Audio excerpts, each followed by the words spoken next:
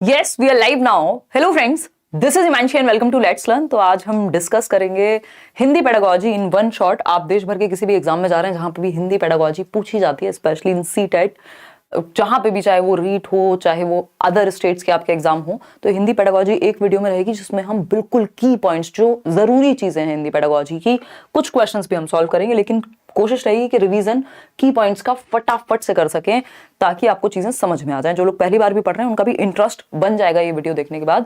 और जो इंपॉर्टेंट चीजें मान लीजिए 15 नंबर की आती है तो आप 10-12 नंबर आराम से ले आएंगे। जो थोड़ा बहुत और एफर्ट कर लेगा, डिस्क्रिप्शन बॉक्स में फ्री नोट्स का लिंक है, वो निकाल लीजिए आप और उनको पढ़ लीजिए तो आप और बेहतर स्कोर कर पाएंगे। चीजें ऑलमोस्ट जो जरूरी है सभी को कवर करने की कोशिश की गई है। इससे पहले आप English pedagogy in one shot देख चुके हैं, ईवीएस इन वन शॉट देख चुके हैं। सीडीपी के लिए हमने कई सारे सेशंस, 4 सेशंस में सीडीपी को कंप्लीट किया है क्योंकि इस बार थोड़ी हैवी हुई थी। और मैथ्स पेडागोजी का सेशन कल होगा। इतने आप प्रीवियस मैराथन भी देख सकते हैं मैथ्स पेडागोजी के लिए। सिलेबस चेंज नहीं हुआ है और क्वेश्चंस का टाइप भी वैसा ही है मैथ्स पेडागोजी का। तो और नोट्स तो आपको मैं दे ही चुकी हूँ, तो कल नहीं तो परसों हम मैथ्स पेडागोजी भी करेंगे। और हो सकता है कि सीडीपी इन वन शॉट भी मैं करा दूं। वन शॉट नहीं कराएंगे, वन शॉट इन्हीं को रहने देते हैं। चलिए खैर बढ़ते हैं आगे। लाइक शेयर सब्सक्राइब आप कर दीजिएगा जैसे जैसे आप आते जाएं। ये टेलीग्राम चैनल पे आपको पीडीएफ भी मिल जाएगा और फ्री नोट्स भी आपको वहां मिल जाएंगे। यहाँ डिस्क्रिप्शन बॉक्स में जो लिंक है उसके माध्यम से भी आपको मिल जाएंगे। नोट्स शेयर कर दीजिए उन लोगों के साथ जो लोग जो हैं। आप मैथ्स के लिए मना करके मेरा दिल ब्लॉक कर दिया। रचा परसों हो जाएगा मैथ्स, डोंट वरी। जिनका कल और परसों का एग्जाम है ना, वो थोड़ा सा मैनेज कर लें। मैं भी मतलब व्यक्ति ही हूँ, इंसान ही हूँ, जीव ही हूँ। चीजें ऑलरेडी इतनी सारी हैं और ऐसा नहीं, अगर पुरानी मैराथन नहीं होती तो मैं करा भी देती, ठीक है ना। तो डोंट वरी, नोट्स आपको दिए हुए हैं, ठीक। तो मैंने अपनी बैचेस की भी क्लासेस कैंसिल करके आप लोगों के लिए काम किया है। इतने सारे नोट्स पे जो फोकस हुआ है, अलग अलग जो आपको मिले हैं, जो बाकी सेशंस हुए हैं, तो जो नहीं, और वो भी 2 दिन के लिए, मतलब कल और परसों की जिनकी शिफ्ट है उसके बाद तो हो ही जाएगा, डोंट वरी। चलिए स्टार्ट करें आज की कहानी। आप लोग आते जाइए, जुड़ते जाइए और हम पढ़ते जाएंगे। बहुत आसान लगेगा, डिस्कशन करेंगे, ठीक है ना। हाँ देखिएगा, अगर हम भाषा की बात करते हैं, फटाफट से समझेंगे। जो इस बार स्टीफन क्रेशन वगैरह भी इन्होंने पूछ लिया, उस पर भी आएंगे। भाषा की जब हम बात करते हैं तो भाषा हमें पता है संप्रेषण का माध्यम है, यानी अपनी बात को कहने का, अपने आप को अभिव्यक्त करने का एक साधन है, दूसरे की बात को सुनने का एक साधन है। तो लेकिन ये एक साधन मात्र नहीं है।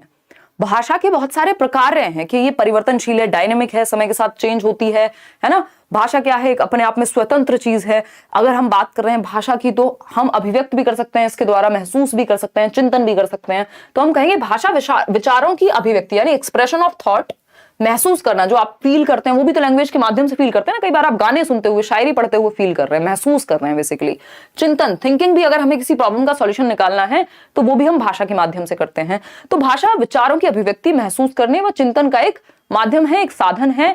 संप्रेषण का भी एक साधन है, ज्ञान की वृद्धि का भी एक साधन है, या हम कहें जो हम एकेडमिक्स में, जो हम अध्ययन और अध्यापन का भी एक साधन है। तो इस तरह के बहुत सारे प्रकार यानी फंक्शन भाषा के हो सकते हैं। बिल्कुल कॉमन सेंस वाली बात है। टाइम वेस्ट ना करते हुए आगे बढ़ते हैं। अब भाषा के रूप की जब हम बात करते हैं, फॉर्म्स ऑफ लैंग्वेज की जब हम बात करते हैं, तो ये 3 रूप हैं। एक है मौखिक भाषा, जब आप मौखिक रूप से बात कर रहे हैं एक दूसरे से, एक पर्सन ए है और दूसरा पर्सन है बी, तो पर्सन ए अपनी सहेली से बात कर रहा है और पर्सन बी भी अपनी सहेला से बात कर रही है, ठीक। तो बेसिकली ये दोनों क्या कर रहे हैं, मौखिक भाषा का प्रयोग कर रहे हैं। जैसे मैं अभी मौखिक भाषा का प्रयोग कर रही हूं, आप अभी लिखित भाषा का प्रयोग कर रहे हैं चैट सेक्शन में, लाइव में चैट करते हुए या बातें लिखते हुए। कोशिश कीजिएगा कमेंट्स पे फोकस कम करें और सीखने पे या सुनने पे, ध्यान रखने पे फोकस करें। जिनके नोट्स प्रिंट नहीं हो रहे हैं, मैं दोबारा से शेयर कर दूंगी वो ईवीएस वाले नोट्स, ताकि वो प्रिंट हो जाएं, डोंट वरी, ठीक।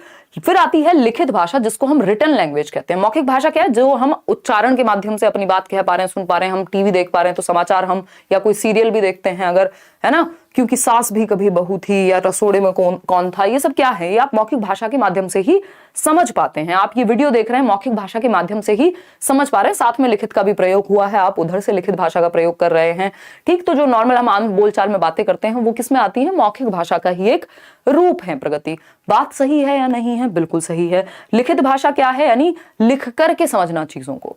क्या करना, लिख करके समझना, या फिर लिख करके आप अपनी बात कोई पत्र के माध्यम से कह सकते हैं। कोई आपको प्रॉपर्टी का काम कराना है, कोई आपको नौकरी लगेगी कल को तो उस पर साइन करने हैं, कॉल लेटर आया है ना। तो लिखित भाषा मतलब हमने फिर लेखन को डेवलप किया कि भाई लेखन जो है वो ज्यादा बेहतर चीज है, या हम कहें ज्यादा स्थायी है मौखिक के तुलना में। तीसरा प्रकार है सांकेतिक भाषा। जो लोग बोल नहीं सकते जो लोग लिख नहीं सकते या दोनों भी कर सकते हैं, तब भी क्या है, संकेतों के माध्यम से हम अपनी बात को समझाने का प्रयास करते हैं। वो जिन लोगों को बोलने में समस्या होती है, जो मूक बधिर हैं, उन लोगों के लिए ये काफी हेल्पफुल है। बाकी सांकेतिक भाषा अपने आप में एक प्राकृतिक भाषा हम इसको मानेंगे, ऐसा नहीं है कि ये कोई प्रॉब्लमेटिक भाषा है ना। आपने वो न्यूज़पेपर बोल रही हूँ, न्यूज में आपने देखा होगा, न्यूज चैनल्स में, कि हाथों का प्रयोग करके, जेस्चर्स का, हाव भाव का प्रयोग करके, संकेतों के माध्यम से अपनी बात कही जाती है। जब आपको किसी को बुलाना होगा तो आप मुंह से नहीं बोल रहे हैं, आप कह रहे हैं, ये क्या हुआ, आपको समझ आ गया कि आप किसी को बुला रहे हैं, संकेत कर रहे हैं आप, है ना। कोई आपसे कह रहा है, अरे ये पेपर तो बहुत टफ आएगा, फलाना होगा, ये होगा, आप कह रहे हैं ठीक है। तो आपको बोलने की जरूरत नहीं है, ठीक है भी मैं बोल रही हूं, आपने कहा जाओ निकलो, मतलब हाथ से आप इशारा कर रहे हैं, हाँ ठीक है सुन लिया तुम्हारी बात, अब अपना काम कर लो, हम अपना काम कर लेते हैं। तो मौखिक भाषा जब आप बोल करके, उच्चारण करके अपनी बात को कह रहे हैं, सुन रहे हैं, समझ रहे हैं, और हिंदी वाले नोट्स भी रात में ही मिल जाएंगे गणित के। लिखित की जब हम बात कर रहे हैं तो हम, और इंग्लिश वाले ईवीएस के, तो लिख करके अपनी बात को व्यक्त कर रहे हैं, और सांकेतिक संकेतों के माध्यम से। बेसिक बात है, कोई इसमें दिक्कत परेशानी नहीं होनी चाहिए। अब हमें इतना पता है कि जो लिखित भाषा है वो मौखिक भाषा की तुलना में अपेक्षा अधिक स्थायी होती है। पेपर में क्वेश्चन पूछा जा चुका है कि जो लिखित भाषा है वो मौखिक भाषा की अपेक्षा अधिक स्थायी होती है। क्या होती है? अधिक स्थायी होती है। यानी आपको कोई ऑफिशियल वर्क करना है, कोई एक भाषा होती है जिसको हम क्या कहते हैं, क्लिष्ट भाषा कहते हैं, यानी जो बिल्कुल कार्यालयों में या समाज के उच्च वर्ग के द्वारा यूज होती है, उसको क्लिष्ट भाषा कहते हैं हम। ठीक, तो जो भाषा है, आप मान लीजिए कोई प्रॉपर्टी के पेपर साइन कराने जा रहे हैं, अच्छा जिसकी प्रॉपर्टी, उसने कहा हाँ ठीक है मान लिया ये आज से आपकी है, आप कह रहे हैं अच्छा कानूनी कार्यवाही कर लें, पेपर वर्क कर लें, उसने कहा नहीं नहीं मैंने कह तो दिया है आपकी है। तो वो कह तो दिया वाली बात इतनी स्टेबल, इतनी स्थायी नहीं होती, वो अस्थायी होती है। लिखित बात पक्की हो जाती है कि लिख के ले लो यही होगा, हम कहते हैं ना। और उस गाने का भी मैं बार बार आपको एग्जाम्पल, मैम डर लग रहा है, सब पढ़ लिया है बट फिर भी डर लग रहा है, क्या करूं, बहुत नर्वस फील कर रहा हूं। मनीषी आपके साथ नहीं, ये सबके साथ होता है कि डर अंत तक लगता है। कई लोग पढ़ते जाते हैं अंत तक, कई लोग पढ़ना छोड़ देते हैं एक दिन पहले, वो आपकी अपनी पर्सनल चॉइस है। बट इसमें अगर हम बात करें, मिल जाएगा इंग्लिश वाले नोट्स ब्रेश, अभी रात को ही मिल जाएंगे, वो फाइनल हो चुके हैं। तो अगर हम बात करें मैथ्स और इंग्लिश दोनों के, जो हिंदी मीडियम वाला जो पंगा है ना, वो भी हो जाएगा। तो हम यहाँ पे ये कह रहे हैं कि आपने जो पढ़ लिया बस अब पढ़ लिया ना, पेपर में सब याद आ जाएगा, वहां आपको खुद से नहीं लिखना, आंसर्स होंगे, ऑप्शंस होंगे आपके सामने। तो अब जिसने पढ़ा है वो अपने आप दिमाग चलने लगता है, उसकी टेंशन मत लो, पहले से अब ज्यादा सोचने की जरूरत ही नहीं है। अब तो जो होगा पेपर में देख लेना, कुछ परेशान होकर भी हो नहीं जाने वाला। तो अगर हम बात करें लिखित भाषा जो है वो मौखिक भाषा की अपेक्षा अधिक स्थायी, और जो काम की चीजें, अगर आप लेट्स लर्न पे थे तो आपने काम की चीजें पढ़ी हैं, आपने सिलेबस को फॉलो किया है, आपने क्वालिटी चीजें पढ़ी हैं ऑलरेडी, आपको आती हैं चीजें। अगर आपने थोड़ा सा एफर्ट नोट्स पढ़ने में किया है, पुराने मैराथन देख लिए हैं, इस बार के मैराथन देख लिए हैं, और क्या लोगे, बच्चे की जान लोगे। ठीक, तो हम ये कहेंगे जो लिखित भाषा है वो मौखिक भाषा की अपेक्षा अधिक स्थायी होती है, यानी ज्यादा स्टेबल है। लिख के लीजिएगा, अफसोस करोगे, मतलब इतना श्योर है व्यक्ति कि मेरे को छोड़ के जा रहे हो वजह दी, तो लिख के ले लो, अफसोस करोगे ही करोगे। दैट मीन्स श्योर होते हैं जब आप, पक्की बात कहते हैं जब आप, स्थायी बात कहते हैं जब आप, जो आसानी से परिवर्तित नहीं होती। जैसे संविधान है, बस बोल करके तो नहीं कह दिया, लिखित में है, तो लिखित चीज ज्यादा प्रमाणिक है, ज्यादा स्थायी है, बजाय कि ये ब्ला ब्ला अपना आपस में बातें कर देना। मूड हुआ तो कहा बेस्ट इंसान हो, मूड हुआ तो कहा कि तुमसे खराब नहीं है कोई, तो ये मूड पे नहीं चलती। मौखिक भाषा बदलने में कम समय लगता है, बहुत कम लोग होते हैं जो मौखिक भाषा जिनकी स्थायी के रूप में होती है कि उन्होंने जो कह दिया तो कह दिया। अब हम बात करते हैं भाषा अर्जन की। भाषा अर्जन यानी लैंग्वेज एक्विजिशन कहते हैं इंग्लिश में इसको। भाषा अर्जन है जब आप बिना किसी टीचर के, बिना किसी शिक्षक के, सिर्फ एनवायरमेंट से, सिर्फ वातावरण से, देखिए भाषा को सीखने में या अर्जित करने में दोनों ही तरह से एनवायरमेंट का बहुत बड़ा रोल है, वातावरण का बहुत बड़ा रोल है। तो भाषा अर्जन क्या है? जब आप स्वाभाविक रूप से, जब आप, इन शब्दों का ध्यान रखना है, स्वाभाविक रूप से या मैं कहूं अचेतन रूप से, कई जगह पे अवचेतन मिलेगा बट स्टीफन ग्रेशन कह रहे हैं अचेतन होता है, अचेतन रूप से भाषा को क्या कर लेते हैं? ग्रहण कर लेते हैं। यानी आपने अर्जित कर लिया, ग्रहण कर लिया। इसको अधिग्रहण या अधिग्रहण भी कहते हैं, भाषा अधिग्रहण भी कहते हैं, भाषा अर्जन भी कहते हैं, दोनों ही बातें हैं। एक्विजिशन इंग्लिश में कहते हैं, एक वर्ड है इंग्लिश में। ठीक, तो स्वाभाविक रूप से, अचेतन रूप से, जब आप नेचुरली अपने एनवायरमेंट में घूमते फिरते, आपका जन्म हुआ, आप आसपास आपने देखी चीजें, जो मम्मी बोल रही हैं, जो भाई बोल रहा है, जो पापा बोल रहे हैं, जो टीवी में आ रहा है, जो कार्टून में देख रहे हैं, जो भी सुन रहे हैं, चारों तरफ से भर रहे हैं आप, फिर आप भाषा को एक्वायर कर लेते हैं। कभी गलत बोलते हैं, फिर धीरे धीरे सही बोलने लगते हैं। तो यानी आप बिना किसी किताब के, बिना किसी नियम के, बिना किसी शिक्षक के एक भाषा को बोलना सीख जाते हैं, सिर्फ एनवायरमेंट से, सिर्फ वातावरण से अर्जित कर लेते हैं, इकट्ठा कर लेते हैं एक तरह से, है ना।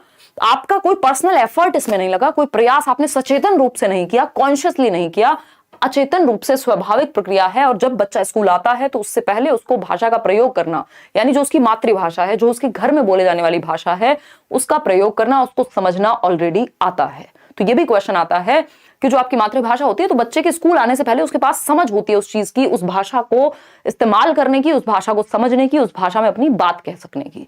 फिर वो स्कूल आता है तो वो सेकेंड लैंग्वेज, दूसरी भाषा सीखता है या अन्य भाषाएं सीखता है। ठीक, तो हम कहते भी हैं कि भाई बच्चे को उम्र के साथ बोलना आ जाता है। तो एक बच्चा जो अपनी बात नहीं कह पा रहा है, उसकी मम्मी कह रही है कि बेटा ये तो तुम्हारे पास, जेफरी ये तो अब तुमको आ जाना चाहिए, ये तो पार्ट ऑफ एजिंग प्रोसेस है। उम्र के साथ भाषा का बोलना तो स्वाभाविक बात है। ठीक, इतनी बात क्लियर है। हम सब ने ऐसी भाषा सीखी है, कोई आपको क्लासेस तो लगाई नहीं थी कि घर में बात करनी है, दूध मांगना है तो उसके लिए आप पहले क्लासेस में भाषा सीखने गए थे कि भाई मेरे को बता दो कि मम्मी से दूध कैसे मांगू। ऐसा तो नहीं हुआ था, ठीक है ना। देख देख करके, सुन सुन करके आसानी से आपने दिमाग में भर ली चीजें।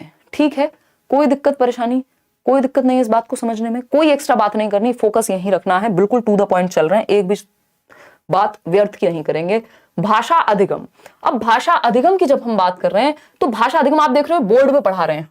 अभी वहां वो पार्क में बैठ के मम्मी और बेटा बात कर रहे थे या बेटी बात कर रहे थे पिछले वाले फोटो में, क्योंकि वो एनवायरमेंट में हो जाती है, खेलते कूदते हो जाती है, अचेतन प्रक्रिया है, स्वाभाविक प्रक्रिया है। जबकि भाषा अधिगम जो है वो सचेतन प्रक्रिया है, कॉन्शियस एफर्ट, प्रयास लगेंगे, यहाँ पे औपचारिक शिक्षा लेनी पड़ेगी। वहां अनौपचारिक थी चीजें, आप अपने घर से सीख जाते हैं। औपचारिक क्या है, आप स्कूल जा रहे हैं, आप विद्यालय से सीखेंगे, आप नियम सीखेंगे, आप व्याकरण सीखेंगे भाषा का, तब जाकर के आप कहीं भाषा सीख पाते हैं जो दूसरी भाषा होती है। ठीक है ना, तब जाकर के आप वो भाषा सीख पाते हैं। इतनी बात क्लियर है। तो यहाँ पे किताबें भी होंगी। तो मुख्य अंतर भाषा अर्जन और अधिगम के बीच जो मुख्य अंतर है वो है भाषा के वातावरण का, क्योंकि भाषा अर्जन आप उस भाषा का करते हैं जो आपके वातावरण में होती है, उसको आप एक्वायर कर लेते हैं, सचेतन नहीं अचेतन ही रूप से, अनौपचारिक रूप से, बिना विद्यालय जाए, बिना शिक्षक के, बिना व्याकरण सीखे। यहाँ आपको व्याकरण भी सीखनी होती है, आप विद्यालय भी जाते हैं, आप सारे सचेतन प्रयास करते हैं। ठीक, तो ये मुख्य अंतर है अधिगम का और अर्जन का। इतनी बात क्लियर है। अगर दोनों में अंतर की बात करें तो मुख्य पॉइंट्स देख लेते हैं सिर्फ। क्या है ये, भाषा अर्जन और दूसरा है भाषा अधिगम। अर्जन हमें पता है एक्विजिशन, जो कि एक अवचेतन प्रक्रिया है, या अगर हम स्टीफन क्रेशन की माने तो वो कहते हैं अचेतन प्रक्रिया है, यानी आपको अनकॉन्शियसली, आपका ध्यान भी नहीं है सीखने पे, आप भाषा अपने आप सीख गए बड़े होते होते अपने घर में, अपने आसपास से। वहीं जब अधिगम की हम बात करते हैं तो ये चेतन प्रक्रिया है, कॉन्शियस एफर्ट है। आप स्कूल गए, आप स्कूल की भाषा को समझने का प्रयास कर रहे हैं, आप उसको सीखने का प्रयास कर रहे हैं, आप क्या कर रहे हैं, साथ में आप शब्द अर्थ रट रहे हैं या याद कर रहे हैं, किताबें पढ़ रहे हैं, शिक्षक आपके साथ है, दुनिया भर की चीजें हो रही हैं, मूवीज देख रहे हैं, आपने इंग्लिश सीखी तो आप स्पेशली देख रहे हैं। हालांकि मूवीज वगैरह की सहायता से तो आप भाषा अर्जन भी कर लेते हैं।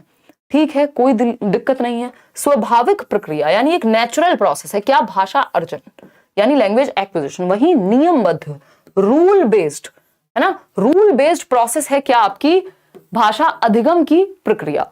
ठीक, इतनी बात क्लियर है या कोई दिक्कत परेशानी इस बात को समझने में हो रही है? नहीं होनी चाहिए। क्यों? क्योंकि रूल बेस्ड, जब आप स्कूल में जा रहे हैं तो आप व्याकरण भी पढ़ रहे हैं, आप नियम भी पढ़ रहे हैं, आप सारी चीजें पढ़ते हैं वहां पे। ठीक है, इतनी बात, कोई दिक्कत है इस बात को समझने में नहीं होनी चाहिए। अनौपचारिक प्रक्रिया की जब हम बात कर रहे हैं तो ये है इनफॉर्मल प्रोसेस अर्जन, क्योंकि आप घर से, वातावरण से, मूवीज से, जहां से भी, जहां पे भी आपका ध्यान नहीं, आप भाषा सीखने नहीं गए बट सीख लिया। औपचारिक प्रक्रिया है फॉर्मल, जब आपको स्कूल, व्याकरण, शिक्षक, इन सब की जरूरत पड़े। मातृभाषा क्या है, मदर टंग आप एक्वायर करते हैं, मदर टंग आप एक्वायर करते हैं, मदर टंग आप अर्जित करते हैं, मातृभाषा आप अर्जित करते हैं। जो मातृभाषा क्या है, मम्मी की भाषा नहीं, जो घर में बोली जाती है, वो भाषा जो सबसे पहले बोली जाती है ना। जैसे हमारी मातृभाषा हिंदी हो सकती है कई लोगों की तमिल भी हो सकती है, किसी की तेलुगु हो सकती है, किसी की पंजाबी हो सकती है ना, किसी की संस्कृत भी हो सकती है। तो जो घर में बोले जाने वाली भाषा है, जब आपने जन्म लिया और आसपास जो भाषा सबसे पहले आपके घर में बोली जाती है वो मातृभाषा है। तो मान लीजिए हिंदी है और आपकी मातृभाषा हिंदी है, आपने एक्वायर कर लिया, अर्जित कर लिया हिंदी को बिना किसी प्रयास के, स्वाभाविक प्रक्रिया, स्वाभाविक रूप से, बिना किसी किताब के, बिना किसी टीचर के। वहीं जब हम दूसरी भाषा की बात कर रहे हैं तो दूसरी भाषा यानी कोई भी सेकंड लैंग्वेज या L2 हम कह देते हैं, आपको एक क्वेश्चन हिंदी में भी देखने को मिल सकता है, इसको हम L1 कहते हैं। जो भाषा आपने सबसे पहले सीखी है, मातृभाषा मदर टंग नेचुरल होती है। दूसरी भाषा लैंग्वेज 2 जो आप स्कूल जाके सीखते हैं, इसको लक्ष्य भाषा भी कह देते हैं और इसको देशज या देशीय भाषा कह देते हैं मातृभाषा को, यानी नेटिव लैंग्वेज भी कह देते हैं। स्पीड आज ऐसी रहने वाली है, स्पीड आप कम करके देख लीजिएगा जिनको ज्यादा समस्या हो, ठीक है ना। कोई दिक्कत, कोई परेशानी, कोई समस्या अगर है तो बता दीजिए, है ना। ये देखो इस तरह के लोग, हम इनका क्या करें, इनको ब्लॉक करें, इनको अच्छा बुरा बोलें, मतलब कोई व्यक्ति कितनी मेहनत कर रहा है इनका ध्यान उस पर है ही नहीं, है ना। ये कह रहे हैं मैम L2 संस्कृत वालों के बारे में बता दीजिए, क्यों नफरत है आपको संस्कृत से, और रेड इमोजी बता रहे हैं, है ना। तो मतलब सारी भाषाएं, एक व्यक्ति, फिर पंजाबी वाले आएंगे वो कहेंगे अच्छा पंजाबी नहीं पढ़ाई आपने, है ना। कोई अंत है इस बात का? कैसी बातें करते हो यार, बैच में चले जाते हैं, वहां पढ़ लेते हैं, अरुण सर पढ़ाते हैं। देखिएगा, अगर हम बात करते हैं भाषा अर्जन और अधिगम के बीच की, तो मुख्य अंतर क्या है? वातावरण। कल और परसों जिनका पेपर है उनको बख्श दीजिए, आप डिस्ट्रैक्ट मत कीजिए एक्स्ट्रा कमेंट करके, है ना। अगर किसी का लेट भी है तो पेपर, तो वातावरण, इनका मुख्य अंतर जो है वो वातावरण है। क्लियर है बात? कोई दिक्कत, कोई परेशानी नहीं होनी चाहिए। तो मुख्य अंतर इन दोनों के बीच का वो वातावरण है, क्योंकि भाषा अर्जन के लिए आपकी मातृभाषा का वातावरण आपको घर पे मिल जाता है। अगर आपको दूसरी भाषा का भी वातावरण मिल गया होगा तो आप एक से अधिक भाषाएं भी अर्जित कर सकते हैं स्वाभाविक रूप से। यानी घर में अगर आपकी इंग्लिश भी बोली जाती है, हिंदी भी बोली जाती है शुरू से ही, तो आप नेचुरली स्वाभाविक रूप से एक्वायर कर चुके होते, हिंदी भी इंग्लिश भी। ठीक, चलिए अब लक्ष्य भाषा व मातृभाषा के बीच का अंतर समझ लेते हैं, एक ही मिनट लगेगी। लक्ष्य भाषा को हम टारगेट लैंग्वेज भी कह देते हैं जब बच्चा स्कूल में जाकर के, क्योंकि अब हिंदी और इंग्लिश की पेडागोजी में अंतर बचा नहीं है, क्वेश्चन लगभग सेम ही देखने को मिल रहे हैं। तो लक्ष्य भाषा यानी जिसको सिखाने का लक्ष्य है, यानी स्कूल में जो भाषा सिखाई जा रही है। मान लीजिए आपके घर में हिंदी बोली जाती थी, स्कूल में टारगेट लैंग्वेज क्या हो सकती है? स्कूल में टारगेट लैंग्वेज होगी आपकी जो भी इंग्लिश है, या जिस भी स्कूल में आप हैं, संस्कृत है मान लीजिए, तो वो टारगेट लैंग्वेज हो गई, यानी जिसको टारगेट किया जा रहा है। तो लक्ष्य भाषा जनरली लैंग्वेज 2 में ही आती है, क्योंकि मातृभाषा लैंग्वेज 1 है। तो मातृभाषा आपकी, इसको देशीय भाषा भी कह सकते हैं, है ना, पहली भाषा भी कह सकते हैं, लैंग्वेज 1 भी कह सकते हैं, ठीक, और इसको लैंग्वेज 2 भी कह सकते हैं, या टारगेट लैंग्वेज या लक्ष्य भाषा भी कह सकते हैं। इसको आप देशीय भाषा या नेटिव लैंग्वेज भी कह सकते हैं। हिंदी में नेटिव भी लिख देगा, उसका कोई भरोसा नहीं है एग्जामिनर का, ठीक है ना। तो ये एक बेसिक बात है जो हमें यहाँ पता होनी ही चाहिए, ठीक। अगर हम बात करें मातृभाषा की, तो मातृभाषा का अर्जन किया जाता है, और अगर हम किसकी बात कर रहे हैं जनरली, अगर हम देखें सामान्य तौर पे, तो लक्ष्य भाषा को आप अधिगम करते हैं। अधिगम वो प्रक्रिया है यानी लर्निंग जिसमें आप एफर्ट्स यानी कि प्रयास करते हैं, अभ्यास करते हैं, वहीं और सचेतन यानी कॉन्शियस एफर्ट्स लेते हैं। वहीं मातृभाषा में आप अचेतन रूप से सीख जाते हैं, सचेतन रूप से नहीं, अचेतन से या अवचेतन से अर्जित कर लेते हैं भाषा को स्वाभाविक रूप से। ठीक है, इतनी बात, कोई दिक्कत परेशानी अगर इस बात को समझने में हो रही है तो आप बता दीजिए। भाषा के क्या है? विविध रूप हैं, इसको लेकर के बात कर लेते हैं। तो भाषा के विविध रूप की जब हम बात करें तो एक रूप हो गया मातृभाषा, जिसको हम मदर टंग कहते हैं, जो आपके घर में पहली भाषा बोली जाती है, जिसको आप अर्जित करते हैं। दूसरी भाषा है राष्ट्रभाषा। राष्ट्रभाषा क्या है? नेशनल लैंग्वेज जिसको हम कहते हैं। क्या हिंदी भारत की राष्ट्रभाषा है? बताइए कॉमेंट करके, फटाफट से बताइए। अगर हम बात करें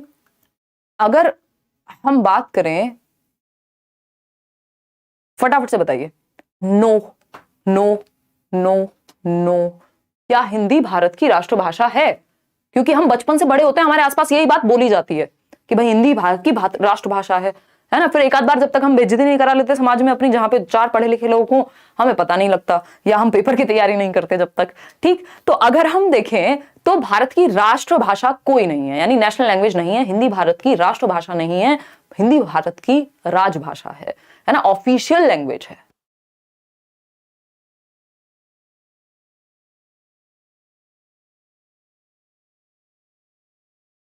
लाइक शेयर करते रहना है। आज दूसरा सेशन था तो इस चक्कर में ये वाला सेशन काफी लेट हो गया, बट हम इसको 1 घंटे में ही समेट देंगे। जो जरूरी बातें हैं वो कर लेंगे, अदरवाइज तो मैं पहले भी मैराथन ले चुकी हूँ, हिंदी के नोट्स भी आपको दे चुकी हूँ, ठीक। चलिए आगे बढ़े, समझे, जाने चीजों को। कोई दिक्कत परेशानी यहां तक हो तो आप बता सकते हैं। नो, ठीक है। तो हम अगर बात करें तो राष्ट्रभाषा हिंदी नहीं है, नेशनल लैंग्वेज हमारी कोई भी नहीं है, इतना हमें ध्यान में रखना है, ठीक। भारत की जो राजभाषा है वो है हिंदी। क्या है? हिंदी भारत की राजभाषा है, ऑफिशियल लैंग्वेज है। और किस एक्ट के तहत है? फटाफट से बताओ कमेंट करके। अभी कल परसों हमने इंग्लिश पेडागोजी में भी डिस्कस किया था, फटाफट से बताओ। जो अनुच्छेद है आपका 3431, 343(1), ठीक है, 343(1). और अगर हम बात करें ये एक्ट कब आया था राजभाषा का, तो राजभाषा अधिनियम आया था 1963 में, 1963 में, जिसको हम ओला भी कह देते हैं, ऑफिशियल लैंग्वेज एक्ट, यानी राजभाषा अधिनियम। ठीक, तो जिसके अनुसार जो राजभाषा है वो है हिंदी, आर्टिकल 3431 में। और अगर हम बात कर रहे हैं यहां पे सहकारी राजभाषा, यानी जो सह राजभाषा, जो एसोसिएट है राजभाषा की, सहकर्मी है, जो एसोसिएट है, संबंधित है, वो कौन सी है? दूसरी भाषा AOL, जिसको हम कहते हैं एसोसिएट ऑफिशियल लैंग्वेज, वो है हमारी इंग्लिश, आर्टिकल या अनुच्छेद 343(2) के तहत। इतना हमें ध्यान रखना है। ये बेसिक सी बात है जो हमें ये बताती है कि संविधान के अनुसार हिंदी की जगह क्या है? राजभाषा की है। ठीक है, मातृभाषा कई लोगों के लिए हो सकती है, कई लोगों के लिए नहीं भी हो सकती। अच्छा, भाषा के कुछ और भी रूप होते हैं, जैसे आपने पढ़ा होगा मानक भाषा। क्या कहते हैं हम? मानक भाषा। मानक भाषा यानी स्टैंडर्ड लैंग्वेज, जो कार्यालय प्रयोग में लाई जाती है, जो ऑफिसेज में यूज हो रही है ना, जो कार्यालय प्रयोग की भाषा है, उसको हम मानक भाषा कह रहे हैं कि शुद्ध रूप है भाषा का। और भी ज्यादा अगर एक लेवल ऊपर चले जाएं तो वो फिर हो जाती है आपकी क्लिष्ट लैंग्वेज, कि जो एकदम क्रीमी लेयर है समाज की, वो बोल रही है जिसको। ठीक, तो हम ये कहेंगे कि मानक भाषा यानी वो भाषा जो शुद्ध है कुछ हद तक और कार्यालयों में प्रयोग की जाती है। बेसिक बात है, इसमें ऐसी कोई दिक्कत वाली बात नहीं है। चलिए आगे बढ़ते हैं, अब चलते हैं संविधान की ओर। और 22 भाषाओं की बात हुई है 8वीं अनुसूची में, 8th शेड्यूल में। और ये जो 22 भाषाएं हैं, इसमें हिंदी इन 22 भाषाओं का हिस्सा है। अगर आप सीटेट का पेपर देने जाते हैं, आपको 22 लैंग्वेजेस का ऑप्शन मिलता है। ठीक है ना बात? तो इन 22 भाषाओं में हिंदी शामिल है, लेकिन अंग्रेजी शामिल नहीं है।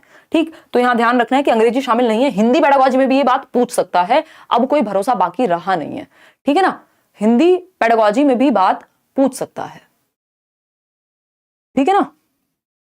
पारस, किसी ना किसी सेक्शन में गड़बड़ कर रहे हो आप, उस पे फोकस कीजिए, किस सेक्शन में नंबर कमा रहे हैं। पैसेज में कमा रहे हैं तो उसकी ज्यादा प्रैक्टिस कीजिए। ठीक, असमिया, उड़िया, उर्दू, कन्नड़, संस्कृत, नेपाली, ये सब इसका पार्ट है। ठीक, तो ये 22 भाषाओं में हिंदी हिस्सा है, इन 22 भाषाओं का 8वीं अनुसूची में जिसकी बात हुई है। अब नॉम चॉम्स्की से क्वेश्चन आता ही है। नॉम चॉम्स्की क्या है? अमेरिकी भाषाविद हैं, लिंग्विस्ट हैं।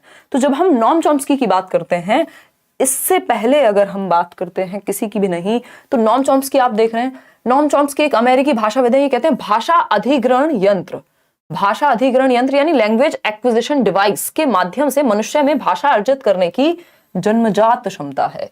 यानी किसकी बात हो रही है? मनुष्यों की, जानवरों की बात नहीं हो रही है।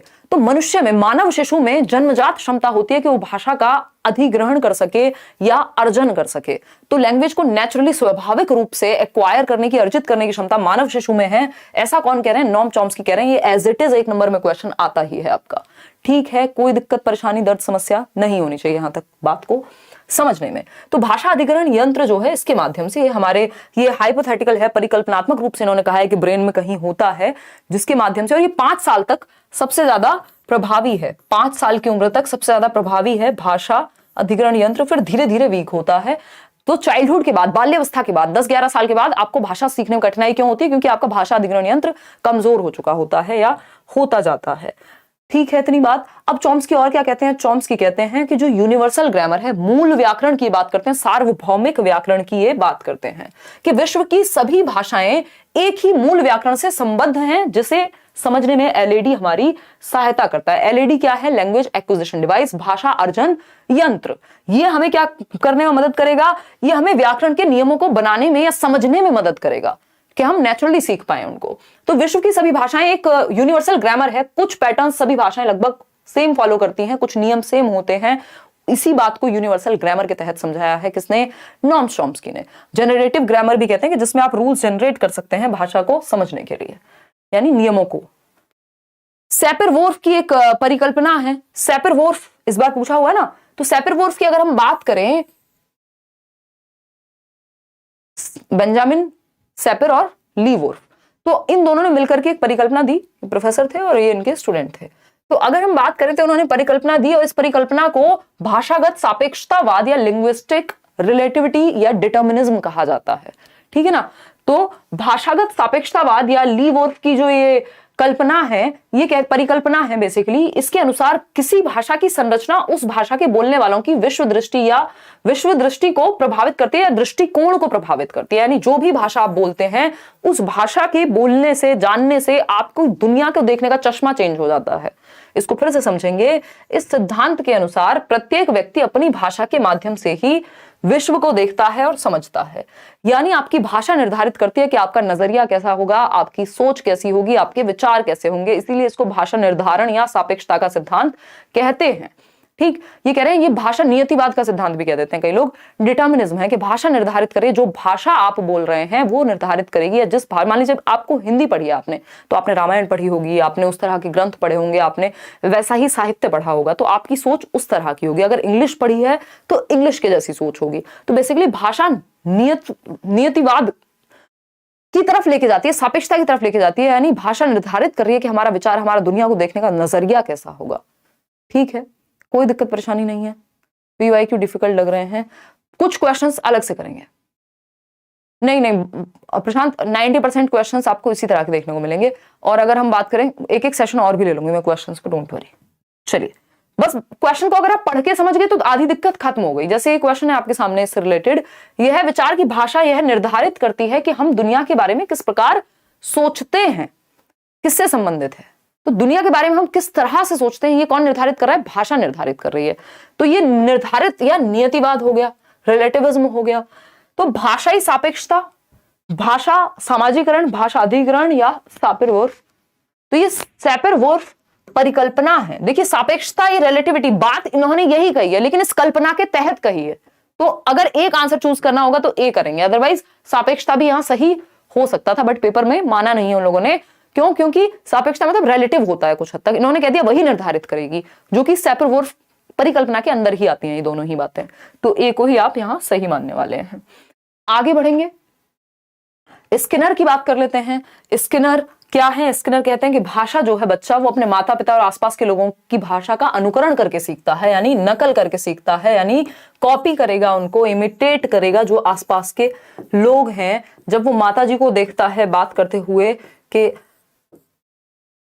खाना खा रही हूं, तो वो भी उसको तुतला करके बोलता है कि मैं भी खाना खा रही हूं, या व्हाटएवर तुतला करके बोलेगा। ठीक, तो कॉपी करता है बच्चा, अनुकरण करके आसपास के लोगों का भाषा सीखता है या एक्वायर करता है। जब वो गलती करता है तो उसको पुनर्बल नहीं मिलता। जब वो थोड़ा सा बोलता है, बच्चे ने तुतला करके बोला, अरे मम्मा मम्मा मुझे भी खाना दो, तो ये क्या हुआ? मम्मी कह रही है, अरे वाह मेरे बच्चे ने तो आज ये बोल दिया, कितना अच्छे से बोलता है, कितनी प्यारी आवाज है, व्हाटएवर। तो बच्चों को पुनर्बलन मिलेगा, वो अनुकरण और बेहतर तरीके से करेगा अगली बार। तो इसी तरह से लैंग्वेज बेहतर होती जाती है, भाषा आपकी बेहतर होती जाती है। जैसे जैसे आप अनुकरण करते हैं, फिर आपको पुनर्बलन मिलता है, फिर आप अनुकरण करते हैं, फिर पुनर्बलन मिलता है। गलत चीजों पे आपको पुनर्बलन नहीं मिलता है और फिर मिलती है। ठीक है ना। तो ये एक बेसिक बात हुई जिसको हम देख करके समझ पा रहे हैं प्रतिमा यहाँ। ठीक, तो ये कह रहे हैं कि अनुकरण और पुनर्बलन से भाषा विकसित होती है, भाषा सीखी जाती है। किसके अनुसार? स्किनर के अनुसार। पियाजे और वाइगोत्स्की, इनको हर जगह आना ही होता है, आपको पता है। आखिर तुम्हें आना है, तो देर में आए हैं बट आ गए हैं, क्योंकि इनको हर सब्जेक्ट में अपनी टांग अड़ानी ही है। ठीक, क्योंकि महत्वपूर्ण काम किया है इन्होंने। ठीक है ना। तो अगर हम बात करें कि तो ये वैसी सी ही बात है, अपनी तारीफ करने का मन नहीं कर रहा, बट ये वैसी सी ही बात है कि सीटेट को ऑनलाइन पढ़ा जा सकता है। आज से 20 साल बाद जब बात होगी और आप भूल जाएं कि हिमांशु ने ऐसा किया था सबसे पहले सबसे बेहतर तरीके से, तो ये वैसी ही बात हो जाएगी कि हम पियाजे और वाइगोत्स्की को ना पढ़ें जब हम बच्चे को समझ रहे हैं। तो ठीक, तो पियाजे और वाइगोत्स्की की अगर हम बात करें, पियाजे और वाइगोत्स्की की अगर हम बात करें, तो ये कहते हैं, पियाजे कहते हैं कि बच्चा विचार जो है वो भाषा से पहले आता है।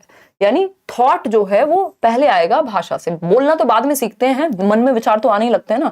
तो विचार भाषा से पहले आता है और विचार जो है निर्धारित करेगा कि आप भाषा क्या बोलेंगे। तो विचार न केवल पहले आता है भाषा से, बट ये निर्धारित भी करता है कि भाषा कैसी होगी। ठीक है, कोई दिक्कत, कोई परेशानी इस बात को समझने में है कि नहीं है, ये बता दीजिएगा। क्लियर है बात? कोई दिक्कत नहीं है, समझते हैं। अब वाइगोत्स्की की जब हम बात कर रहे हैं, वाइगोत्स्की कह रहे हैं समाज और संस्कृति से, यानी सामाजिक अंतःक्रिया से, सोशल इंटरेक्शन से क्या होती है? सोशल इंटरेक्शन से, सामाजिक अन्योन्य क्रिया से भाषा सीखी जाती है। जब बच्चे आपस में चार लोगों से बात करते हैं, बाहर निकलते हैं, लोगों को बात करते हुए देखते हैं, ठीक। तो इनका मानना है कि विचार और भाषण या विचार और भाषा, अगर मैं बात करूं तो विचार और भाषा पहले अलग अलग होते हैं, स्वतंत्र होते हैं, और फिर 3 साल के आसपास जाकर के विलीन हो जाते हैं, एक दूसरे में इंटरमिंगल हो जाते हैं। ये एक कहानी है जो कौन कह रहे हैं? वाइगॉस्की कह रहे हैं, ठीक। ये उल्टा नहीं कह रहे हैं एक दूसरे का, बट दोनों अपनी अपनी बात रख रहे हैं। जब भाषा के प्रकार की बात करते हैं तो जीन पियाजे ने कहा कि अहम केंद्रित वाक यानी ईगो सेंट्रिक स्पीच, जब बच्चा खुद से ही बोल बोल करके बातें करे 2 से 7 वर्ष में, या मैं कहूं 3 से 6 वर्ष में, तो उस समय ये कह रहे हैं कि हाँ ठीक है, इसका अपना महत्व है, बट उतना महत्व नहीं है। मतलब है इसका भी महत्व अहम केंद्रित वाक का, यानी बच्चा खुद से ही बातें कर रहा है, बट इन्होंने तो ये कहा है ना कि जो संज्ञान है उससे भाषा विकसित हो रही है, जबकि वाइगॉस्की कह रहे हैं भाषा से संज्ञान यानी कॉग्निशन विकसित होगा। तो लेव वाइगॉस्की की जब हम बात करें तो बालक भाषा अपने परिवेश से यानी अंतःक्रिया करके सीखता है, इंटरेक्ट करके सीखता है।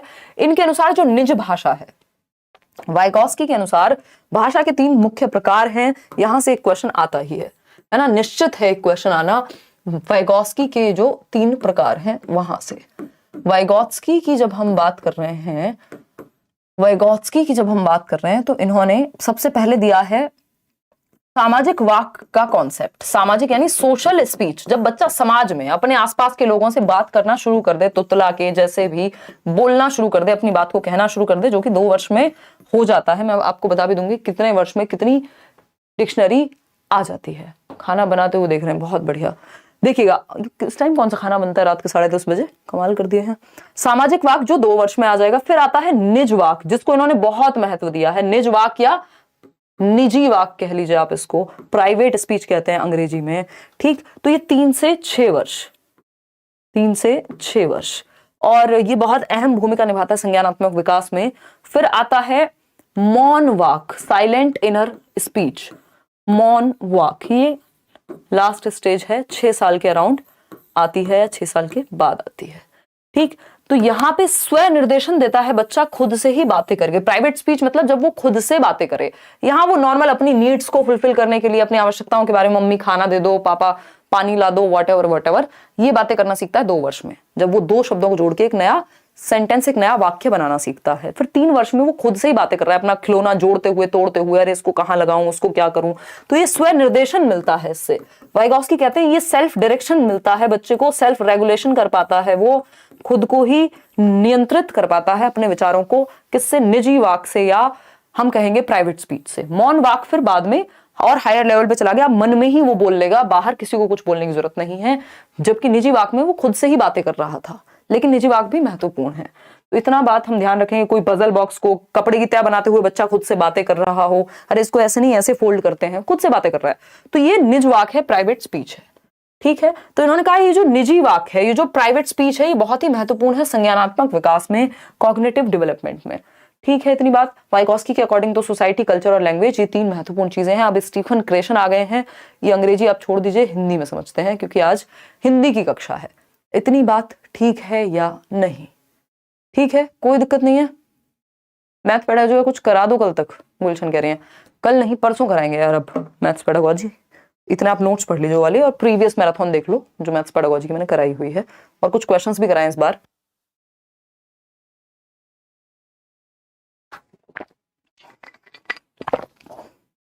जितना ध्यान आपका आज है, इतनी रात को भी आप इतनी संख्या में जुड़े हुए हैं, देखिएगा इतना आप पहले से क्यों नहीं रखते हैं? रखते हैं वैसे कुछ लोग। अधिग्रहण सीखने की, वैसे आप लोग बहुत संख्या में, आप लोगों ने पूरी मेहनत से काम किया है, और जिन लोगों ने सच में मेहनत की है उनको पेपर में फल देखने को मिलेगा, मेहनत भी सही दिशा में।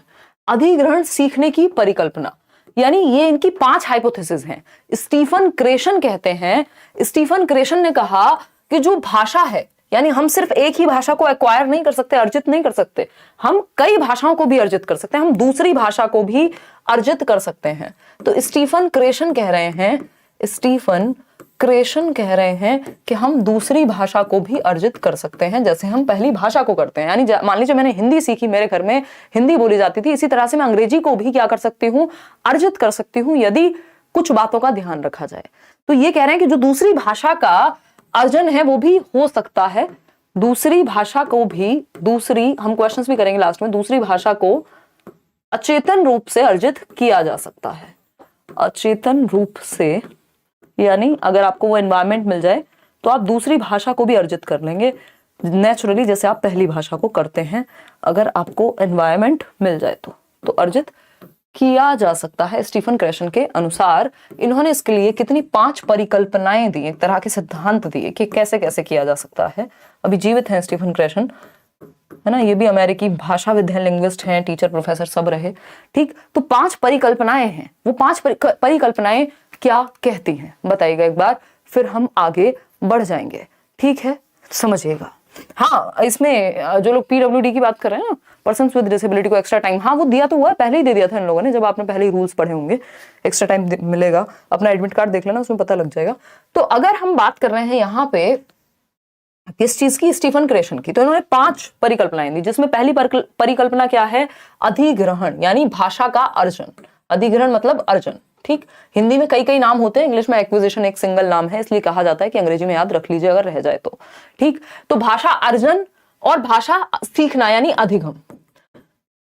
तो यहां पे इन्होंने कहा है कि जो अधिगम है उससे बेहतर है क्या अर्जन, उससे ज्यादा स्वाभाविक है क्या अर्जन। ठीक, तो अर्जन हमें करना चाहिए भाषा का, ना कि लैंग्वेज लर्निंग करनी चाहिए, यानी एनवायरमेंट से हमारे अंदर भाषा को भरा जाना चाहिए, चाहे वो दूसरी ही भाषा क्यों ना हो। तो यहाँ पे अर्जन और अधिगम के बीच का अंतर बताया कि सीखना क्या है, जिसमें आप एफर्टफुल प्रैक्टिस करते हैं, प्रयास करते हैं, चेतन रूप से लगे रहते हैं, नियम सीखते हैं, व्याकरण सीखते हैं, शिक्षक के पास जाते हैं, किताबें पढ़ते हैं। अधिग्रहण यानी नेचुरल एनवायरनमेंट से, वातावरण से जब आप भाषा को अर्जित करें तो दूसरी भाषा भी, मतलब अगर आप इंडिया में रहते हैं, आप अगर अमेरिका चले जाएंगे तो कुछ दिन में आप अंग्रेजी सीख जाएंगे, अर्जित कर लेंगे, तो दूसरी भाषा को भी अर्जित किया जा सकता है। और अर्जन बेहतर है अधिगम के मुकाबले, क्योंकि वो ज्यादा स्वाभाविक होता है। बाद में हालांकि जो आपने भाषा अर्जित की है उसको आप स्कूल जाके सीखते भी है। भाई मान लीजिए हिंदी मेरी मातृभाषा, लेकिन मैंने स्कूल में जाके प्रॉपर सीखी भी तो फिर। ठीक, तो मॉनिटर परिकल्पना दूसरी परिकल्पना है। मॉनिटर का मतलब ही है कि आप क्या कर रहे हैं, ध्यान रख रहे हैं, आपके दिमाग में एक मॉनिटर है। जब आप भाषा सीखते हैं, आप सीखना भी छोड़ दीजिए, जब आप भाषा अर्जित करते हैं एनवायरनमेंट से, तो आपको बोलते हुए पता लग रहा होता है कि मैं खाना, कुछ भी बोल सकते हैं हम यहाँ पे, जैसे कुछ हो सकता है कि खा रही हूं, मैं खाना नहीं बोलते ना आप, मैं खाना खा रही हूं ये बोलते हैं। ठीक, तो अगर आपने नेचुरली भाषा को सुना है, मान लीजिए कोई मूवी में या आसपास से अर्जित किया है, तो आपके अंदर एक मॉनिटर होगा जो बताएगा कि अगर आप कुछ गलत कर रहे हैं तो वो एक्टिव हो जाएगा, वो आपको याद दिलाएगा यार ये मैंने शायद गलत बोल दिया है। तो ये मॉनिटर अगर बहुत ज्यादा एक्टिव होगा, बहुत ज्यादा सक्रिय होगा, तो क्या होगा कि आप बोल ही नहीं पाएंगे। फिर जब आपका मॉनिटर ही काम करेगा हर टाइम, वो गलत और सही निकालता रहेगा, तो फिर बोलेंगे कभी, आप भाषा का प्रयोग कब करेंगे, तो सहजता खत्म हो जाएगी। तो मॉनिटर को बैलेंस्ड वे में रखना है, बहुत ज्यादा भी यूज नहीं करना, ओवर यूज भी नहीं करना और अंडर यूज भी नहीं करना, एक न्यूट्रल लेवल पे रखना है कि जब जरूरत हो तब आप कमियां भी ढूंढ पाए। इनपुट परिकल्पना, इनपुट परिकल्पना बहुत जरूरी है। इनपुट का मतलब है जो टीचर्स इनपुट देते हैं, या कोई व्यक्ति है जिसको वो भाषा आती है वो इनपुट दे रहा है अपना, कि भाई इसको ना ऐसे ठीक किया जा सकता है। तो बच्चों को स्कूल में क्या किया जाना चाहिए, हल्का सा +1 लेवल का इनपुट दिया जाना चाहिए। +1 क्या हो सकता है, आपको पता है बच्चे को इस लेवल तक का टास्क आता है, अब आप उसको हल्का सा डिफिकल्ट देते हैं, ना बहुत ज्यादा डिफिकल्ट और ना बहुत ज्यादा इजी, हल्का सा चैलेंजिंग, +1 इनपुट, ये पूछा जाता है पेपर में। प्रभावी निष्पादन परिकल्पना यानी इफेक्टिव होनी चाहिए जो आपकी जो भाषा, ये प्रभावी बेसिकली ये आपका संबंधित है किससे, आपके इमोशंस से। अगर इमोशंस बहुत ज्यादा प्रभावी हैं या आप बहुत एंग्शियस हैं तो आप भाषा का प्रयोग ठीक से नहीं कर पाएंगे, और अगर आप बहुत ज्यादा एंग्शियस नहीं हैं, नॉर्मल है, तो आप भाषा को नेचुरली यूज कर पाएंगे, जो कि आगे आता है प्राकृतिक आदेश परिकल्पना में। हालांकि आपको इंग्लिश में नाम इनका ध्यान रखिएगा, ये फालतू फालतू ट्रांसलेशन इस तरह के करने में गड़बड़ हो जाती है, क्योंकि ये थियरी है बेसिकली अंग्रेजी में ही। ठीक, तो ये 5वां है जिसको हम नेचुरल ऑर्डर हाइपोथेसिस कहते हैं, कि हम इस तरह से प्राकृतिक ऑर्डर में लैंग्वेज को सीख सकते हैं अगर हम बात करें। ठीक, इतनी बात क्लियर है, कोई दिक्कत। ये नेचुरल ऑर्डर हाइपोथेसिस 3rd में आता है कि आप ग्रामेटिकल स्ट्रक्चर्स को नेचुरल ऑर्डर में सीख जाते हैं, यानी ग्रामर यानी व्याकरण। भाई जो मेरी मातृभाषा है उसमें व्याकरण मैंने नेचुरली सीख लिया, मैं गलत नहीं बोल रही हूं व्याकरणिक रूप से, क्यों, क्योंकि मैंने प्राकृतिक रूप से सीख लिया। तो इसके ऑर्डर को इस तरह से ध्यान रखना, इसमें थोड़ा मुझे लग रहा है एक आध आगे पीछे है, बट मुख्य जो बात है वो 5 परिकल्पनाएं हैं, और जो मैंने बताई हैं वही 5 परिकल्पनाएं हैं। अब आते हैं भाषा कौशल पे, जहां से एक क्वेश्चन आपका आता ही है। West Bengal PRT interview recruitment में अब सीटेट क्वालिफाइड वाले भी अप्लाई कर सकते हैं। पहले कोर्ट में पास हुआ, अब आज नोटिफिकेशन भी आ गया, बहुत ही बढ़िया बात है ईदी आमीन। अब आप लोग भी अच्छे से तैयारी करिए, WB टेट भी आप लोगों ने निकाला है लेट्स लर्न के साथ बहुत मेहनत करके।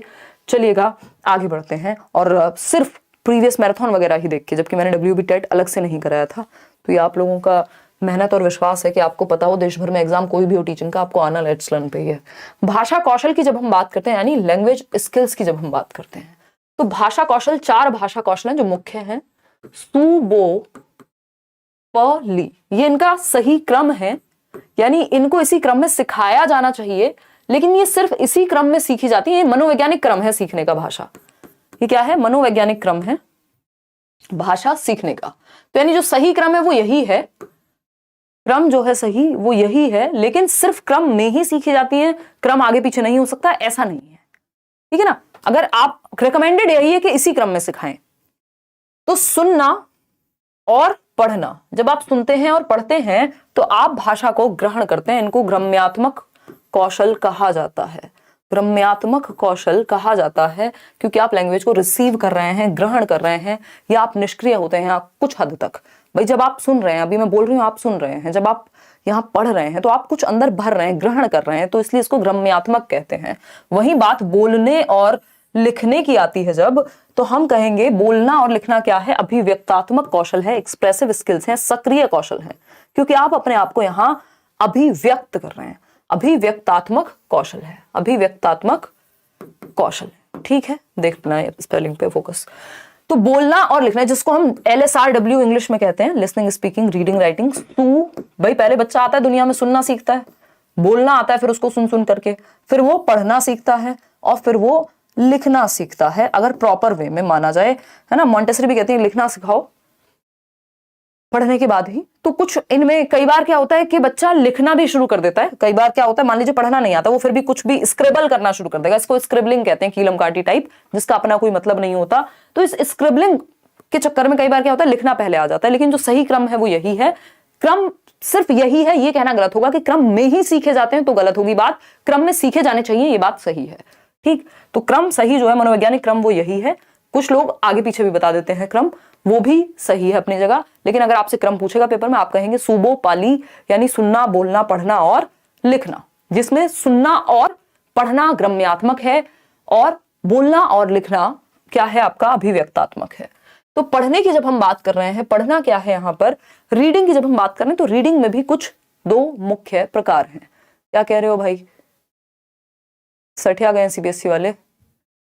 सेकंड फेज वाला प्री एडमिट कार्ड शो किया था 1 सेकंड के लिए। हाँ, ये लोग ऐसे ही खेलते रहते हैं।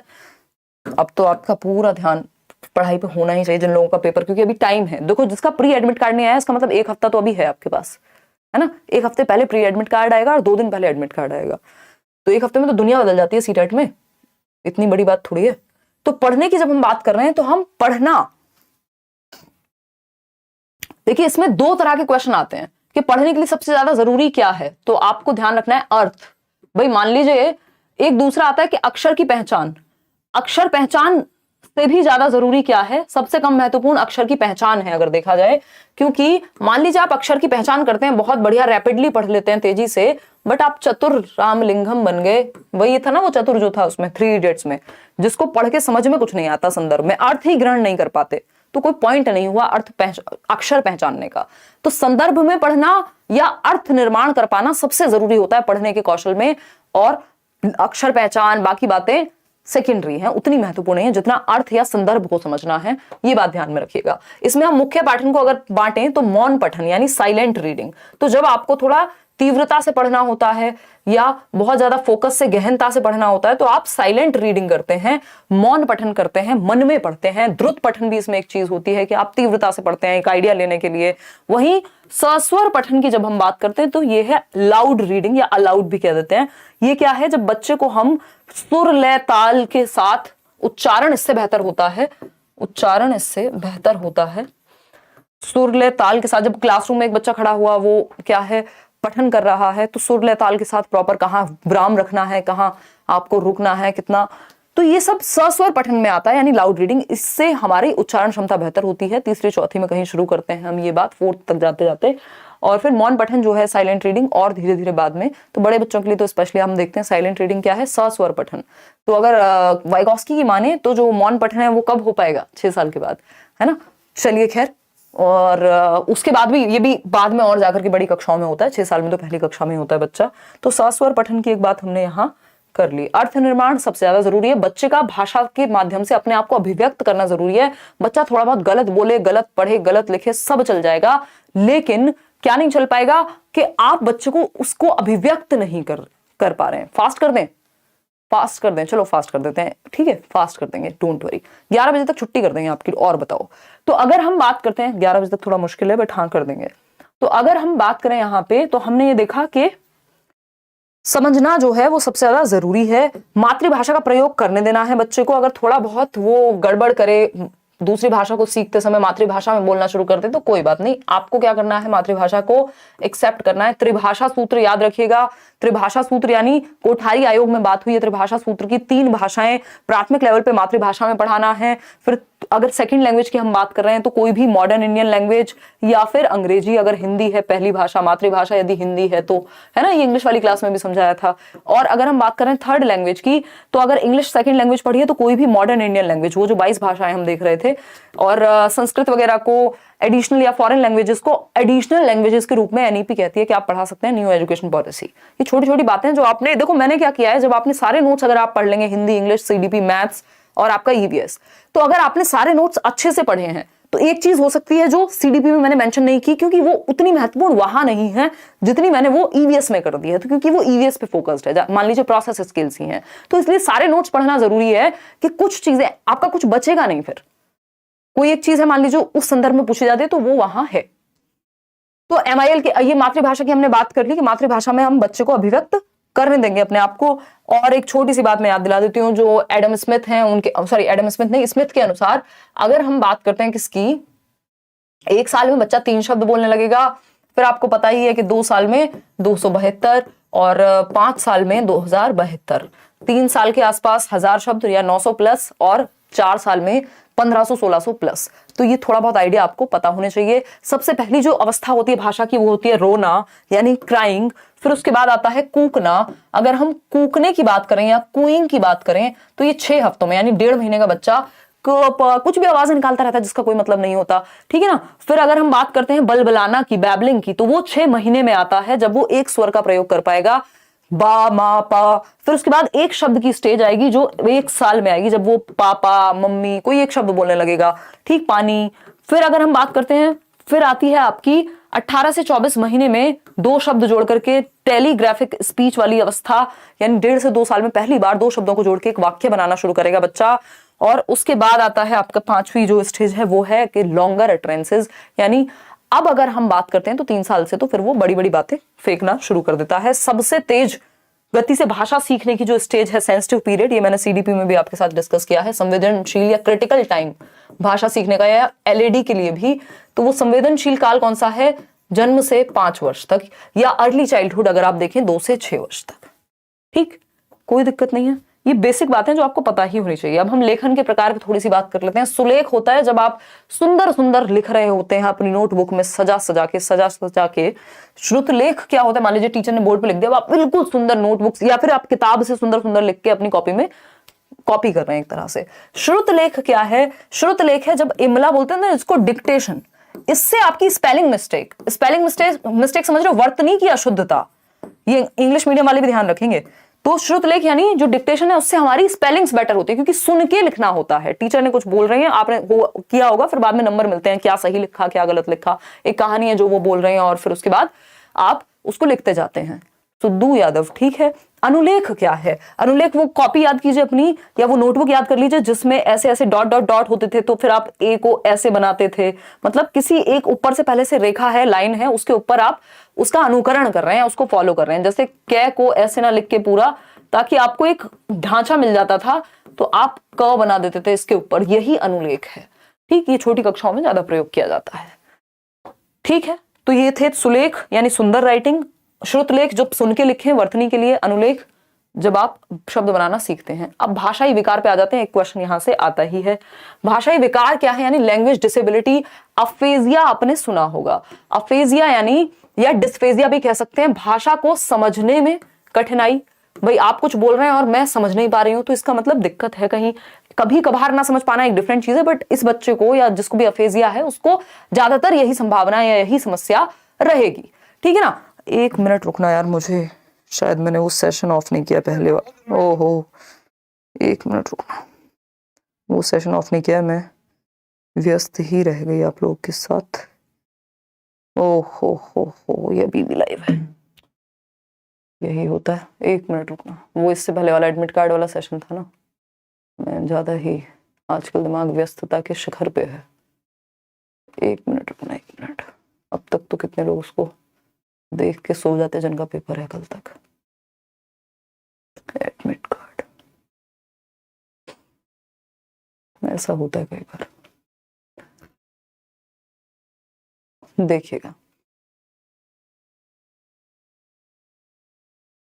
समझें एक बार बात को।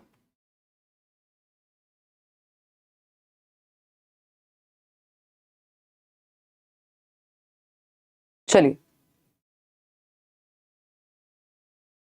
समझते हैं, देखिएगा, कोई बात नहीं, देखते हैं। अगर हम भाषा विकार की बात कर रहे हैं तो समझने से, भाषा को समझने से संबंधित कठिनाई है यहाँ पे, है ना। विकार में कठिनाई तो होगी ही। तो अफेजिया मतलब या डिस्फेजिया मतलब, हिंदी में भी इसको यही कहते हैं कि भाषा को समझने में कठिनाई, उसके कॉम्प्रिहेंशन में कठिनाई। मान लीजिए हम बात कर रहे हैं और आप समझ नहीं पा रहे हैं, पढ़ के नहीं समझ पा रहे हैं, सुन के नहीं समझ पा रहे हैं, देख के नहीं समझ पा रहे हैं, मतलब समझने से संबंधित है।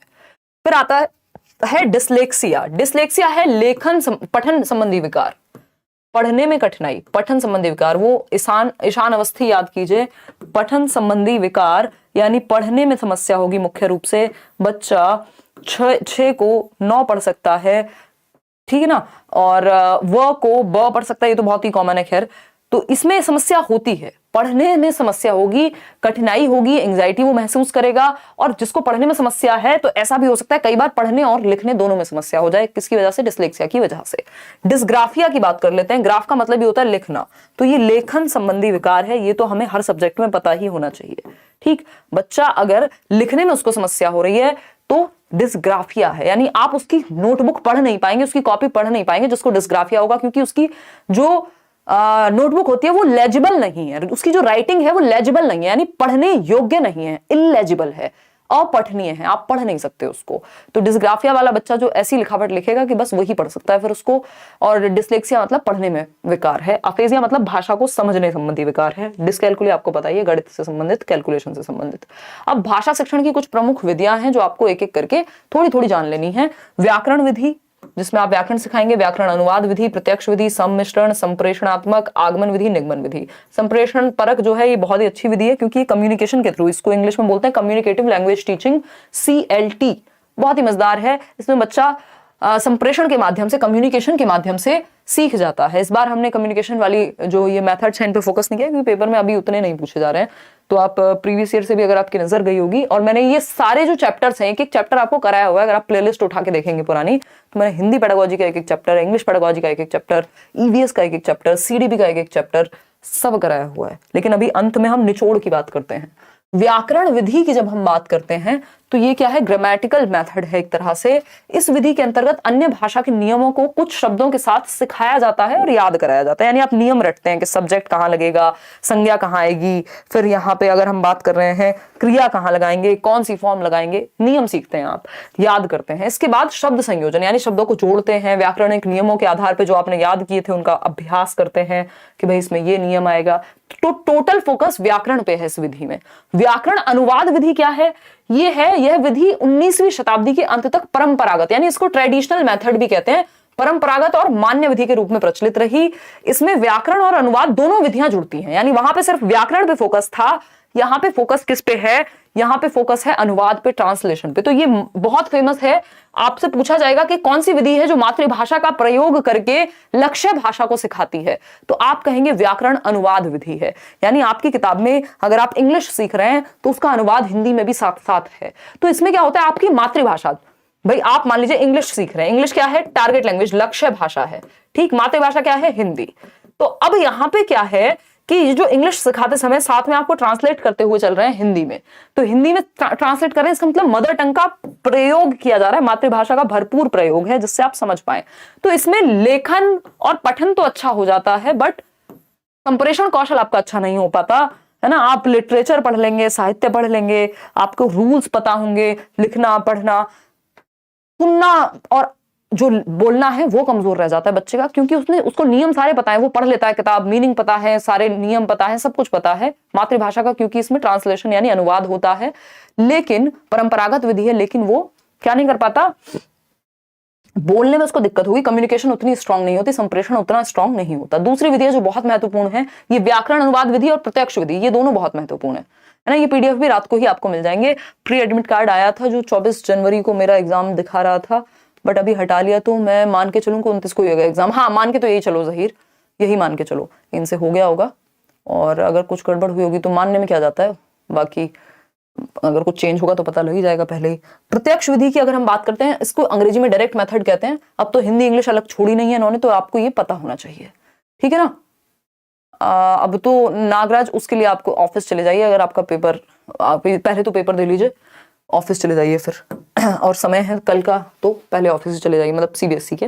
प्रत्यक्ष विधि की अगर हम बात करें, यानी हम बात करें किसकी, डायरेक्ट मेथड की, तो व्याकरण अनुवाद विधि की अनेक सीमाओं के कारण, यानी बहुत सारी सीमाएं थी, बच्चा बोलना नहीं सीख पा रहा था, सुन की भाषा नहीं समझता था, यहाँ पे इन्होंने क्या किया, डायरेक्ट सिखाएंगे। यानी वो कौन सी विधि है जिसमें मातृभाषा का प्रयोग वर्जित है, मातृभाषा के बिना प्रयोग के, उसको बिना यूज किए डायरेक्ट लैंग्वेज सिखाई जाती है। डायरेक्ट कौन सी भाषा, लक्ष्य भाषा सिखाई जाती है। यानी अगर अंग्रेजी सिखा रहे हैं तो अंग्रेजी के माध्यम से ही सिखाएंगे, किसी अंग्रेज टीचर को भी रख देंगे, है ना। या स्कूल में हिंदी अगर बोल दी तो 5 रुपए फाइन है, क्यों, क्योंकि डायरेक्ट मेथड का प्रयोग कर रहे हैं, इंग्लिश को इंग्लिश से ही सिखा रहे हैं, 4 दिन में अपने आप धीरे धीरे आ जाएगी, शुरुआत में तकलीफ होगी, तो इसके लिए टीचर बहुत प्रोफिशिएंट चाहिए, बेहतर चाहिए, ठीक है ना, पारंगत चाहिए।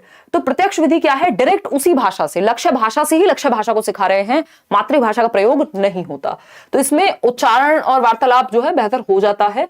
मौखिक वार्तालाप की विधि भी कह देते हैं इसे, और शिक्षार्थी की मातृभाषा की मध्यस्थता के बिना, यानी व्याकरण अनुवाद में क्या था, मातृभाषा को मध्यस्थ बनाते हैं, एक पुल की तरह यूज करते हैं मदर टंग को, और उसमें ट्रांसलेट कर करके, अनुवाद कर करके समझते हैं। जैसे कि हमने आज तक ग्रामर पढ़ा है, आप यूपी बोर्ड की कोई भी किताब उठा लीजिए, सब में ऐसे ही होता है।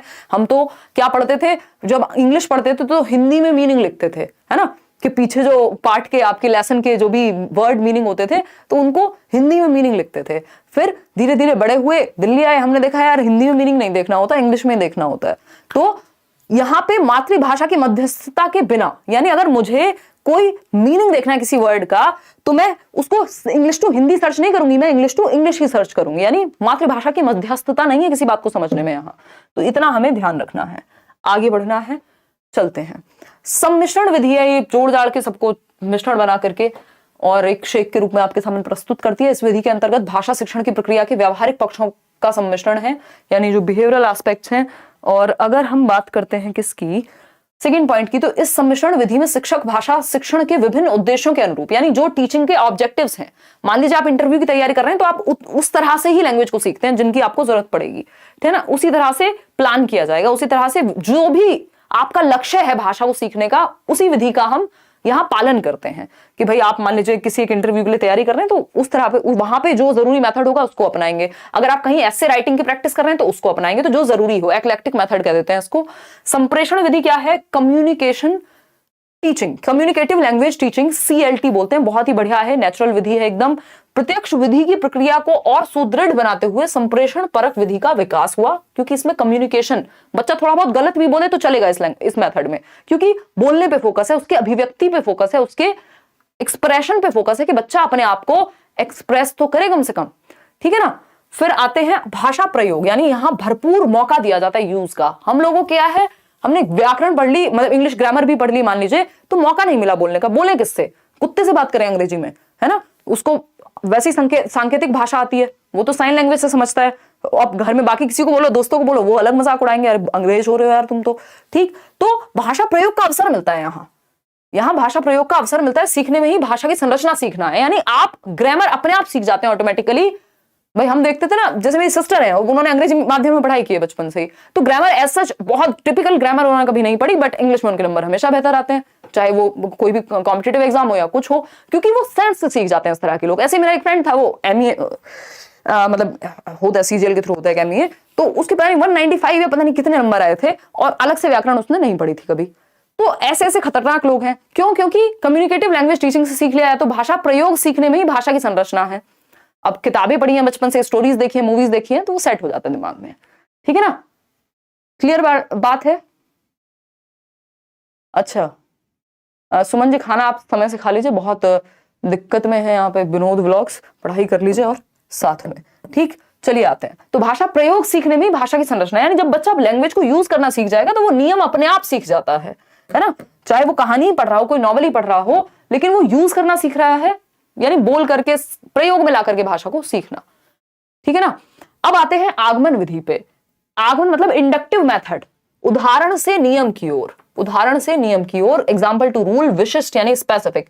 देखिएगा एग्जाम्पल स्पेसिफिक होता है, जब मैं बात हिमांशी की करूंगी तो ये स्पेसिफिक हो गया, जब मैं बात सभी लड़कियों की कर रही हूं तो वो सामान्य हो गया।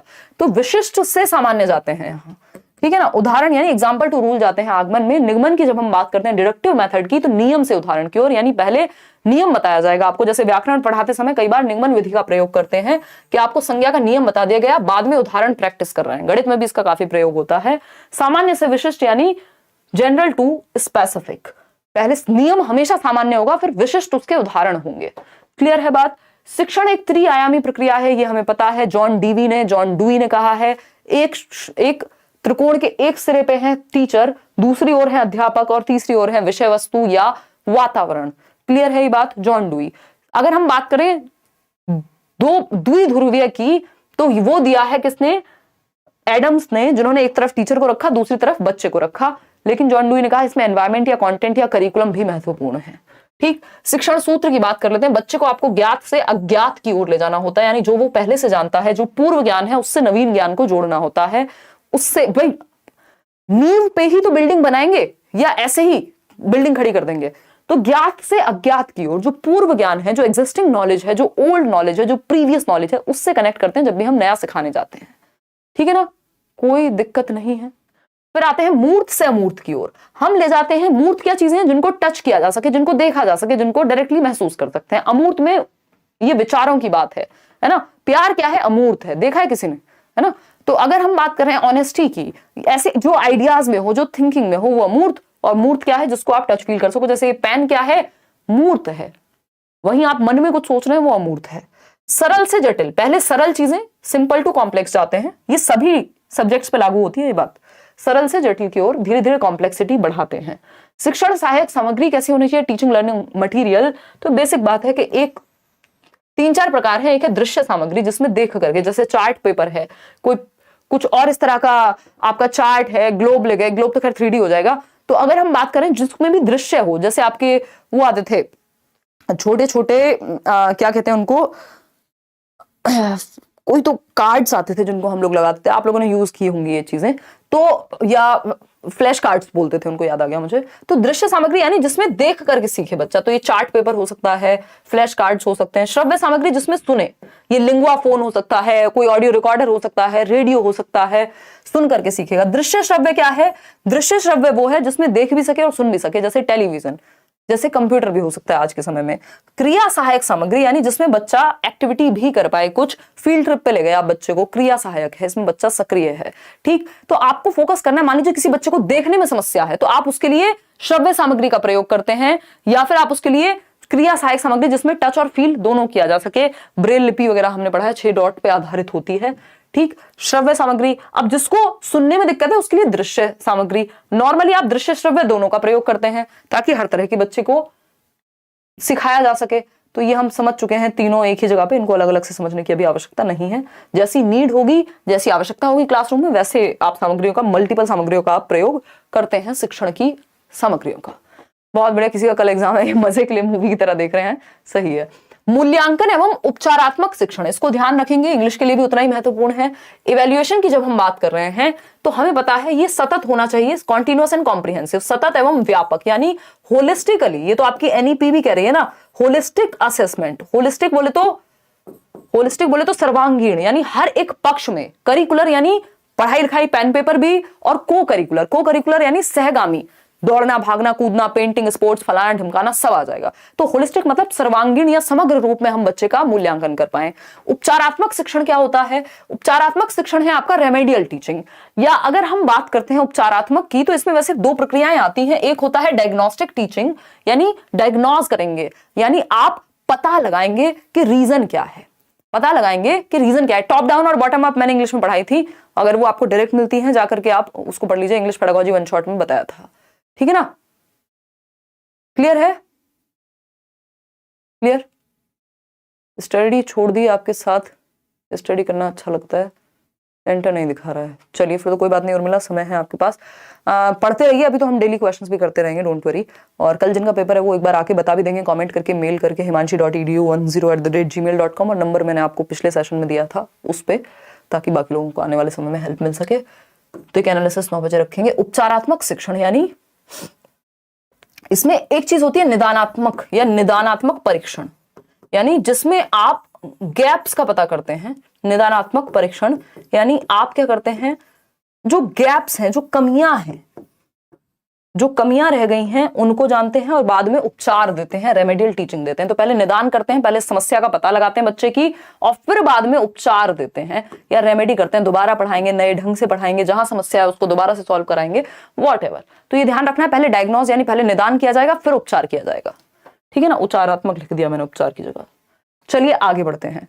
उपलब्धि प्रश्न पत्र, अचीवमेंट टेस्ट आपने सुना होगा, इंग्लिश और हिंदी दोनों में ही। इस बार की जो पेडागोजी ना वो हिंदी और इंग्लिश दोनों के लिए है। जो चीजें आपने मान लीजिए जैसे उपलब्धि परीक्षा मैंने इंग्लिश में नहीं पढ़ाया, बट इंग्लिश वालों से पूछा जा सकता है, तो आपको इसलिए पता होनी चाहिए चीजें। तो उपलब्धि परीक्षा की जब हम बात कर रहे हैं, अचीवमेंट टेस्ट की जब हम बात कर रहे हैं, तो ये टीचर बनाते हैं। इस परीक्षा का प्रमुख उद्देश्य क्या होता है? यह है अनुमान लगाना, ये पता लगाना कि जो शिक्षण कार्यक्रम से शिक्षार्थी ने क्या सीखा, यानी जो उद्देश्य सेट हुए थे पढ़ाते समय। हम देखते हैं ना 6th क्लास में बच्चों को ये आना चाहिए, यानी उद्देश्य है कि उस पाठ से क्या सीखेगा। तो वो जो भी सीखा पढ़ा बच्चे ने साल भर, वो उद्देश्य प्राप्त हुए टीचिंग के, जिनके लिए टीचिंग कराई गई थी, जिनके लिए सिखाने के लिए जो चीजें पढ़ाया जा रहा था, क्या वो सीखी, उनकी उपलब्धि किस स्तर तक हो पाई, ये उपलब्धि प्रश्न पत्र जांचता है। भाषा कौशलों को कहां तक सीख पाया बच्चा, और उनके आधार पर भाषा का प्रयोग किस हद तक उपयुक्त ढंग से कर पाया है, यानी जो भाषा कौशल हैं वो किस हद तक सीखे उसने, कितनी पारंगतता है, कितनी अचीवमेंट है, और जो उद्देश्यों की प्राप्ति किस हद तक हुई है। तो ये उपलब्धि परीक्षा या उपलब्धि प्रश्न पत्र देखता है। अब आती है दक्षता परीक्षा, यानी प्रोफिशिएंसी। प्रोफिशिएंसी पारंगतता को देखती है, प्रोफिशिएंट कितने हैं आप किसी काम को करने में, मास्टरी आपके पास कितनी है, उद्देश्य कितने हासिल हुए हैं, वो सब ठीक है भाई। हमने देख लिया कौशल कितने आते हैं, बच्चा अपने आप को लिख लेता है ना, अपने आप को व्यक्त कर देता है, आंसर कर देगा क्वेश्चन के जो चैप्टर्स पढ़ाए हैं, लेकिन कितना बेहतर कर पाएगा ये हम प्रोफिशिएंसी टेस्ट में देखते हैं। तो इसमें यह है इसमें यह जाना जा सकता है कि शिक्षार्थी शिक्षण विषय को कहां तक समझ पाया है और भाषा कौशलों में उसकी दक्षता या प्रवीणता का स्तर कितना है, to which extent he is proficient in a language और इन लैंग्वेज स्किल्स। स्किल्स क्या है? लिखना, पढ़ना, बोलना, सुनना, यही सभी है आपकी सुबो पाली या LSRW। तो प्रोफिशिएंसी कितनी है वो एक बेसिक सी बात है। आगे बढ़ते हैं। अभिरुचि परीक्षा होती है, ये बस आप जान लीजिए, ये जनरली नहीं पूछा जाता उतना। अभिरुचि परीक्षा है एप्टीट्यूड टेस्ट, आपका किस क्षेत्र में आपके अंदर क्षमता है। तो आपका अगर स्पोर्ट्स में एप्टीट्यूड है तो आपको उस तरह से उसमें ट्रेनिंग दिलवाएं, अगर आप हिंदी में बहुत अच्छा, भाषण में बहुत अच्छे हैं तो उस तरह से दिलवाएं। तो एक परीक्षा ली जाती है जिससे आपके एप्टीट्यूड का पता लगे कि आप शिक्षण में अच्छे हैं, जिसमें भी अच्छे हो उस तरफ आपको ले जाया जाए। अब बहुभाषिकता पे एक क्वेश्चन आता ही है, फिर इसके बाद हम क्वेश्चन करेंगे, ये अंत ही है, फिर आप सोच सकते हैं अपने घर जा करके। बहुभाषिकता की जब हम बात कर रहे हैं, मल्टीलिंगुअलिज्म क्या है? ये एसेट है, अंग्रेजी में, हिंदी में, जिसमें मन करे लिख लीजिए, यानी संसाधन है, एक रिसोर्स है। यहाँ पे लिखा हुआ है भाषाई विविधता या बहुभाषावाद। हमें पता है लैंग्वेज डाइवर्सिटी है, भारत में बोला जाता है कोस कोस पे पानी बदले, 3 कोस पे वाणी, यानी भाषा बहुत तेजी से चेंज होती है। 1600 प्लस भाषाएं और डायलेक्ट जो है वो बोले जाते हैं। शिक्षा में द्विभाषावाद पे भी हम चर्चा करेंगे। लैंग्वेज 1 और लैंग्वेज 2 क्या है? बाइलिंगुअलिज्म कहते हैं द्विभाषावाद को। आपका जो इंग्लिश पेडागोजी का 1 शॉट हुआ था उसमें एक क्वेश्चन है जिसका आंसर बाइलिंगुअल ही था, वो मैंने गलती से शायद मल्टीलिंगुअल या कुछ बताया होगा, तो मैंने वो आंसर लेकिन सही मार्क किया था आपके नोट्स में, तो उसको भी चेक कर लीजिएगा, क्योंकि मेरी तरफ से जरा सा भी कुछ होता है तो मैं पूरी जिम्मेदारी लेके आपको कोशिश करती हूँ कि अपडेट कर दी जाए वो बात, क्योंकि कुछ लोगों का ध्यान भी नहीं गया होगा। सेलेक्टेड पहली भाषा मराठी है और दूसरी भाषा हिंदी है, तो आने वाले पैसेज और पोएम के प्रश्न इनसे सॉल्व करने पढ़ने होंगे ना? हाँ बिल्कुल सचिन, प्रीवियस ईयर उठा के उस हिसाब से जो लैंग्वेज 1 वहां पे दी हुई है। तो भाषाई विविधता यानी लिंग्विस्टिक डाइवर्सिटी एक अच्छी बात है, एक संसाधन है, एक रिसोर्स है। बहुभाषावाद भी क्या है? बहुभाषिकता या बहुभाषिकतावाद भारतीय अस्मिता का अभिन्न अंग है, यानी जो हमारा प्राइड है, जो यूनिटी है लैंग्वेज की भारत में, उसका अभिन्न अंग है, इंटीग्रल पार्ट है। अलग नहीं कर सकते हम भारत में विविध भाषाओं को या विविधता को, भाषा की, यहां विविधता पाई जाती है भाषा की। तो ये line as it is paper में पूछ ली जाती है कि बहुभाषिकतावाद भारतीय अस्मिता का अभिन्न अंग है। क्या है? अभिन्न अंग है, यानी इंटीग्रल पार्ट है।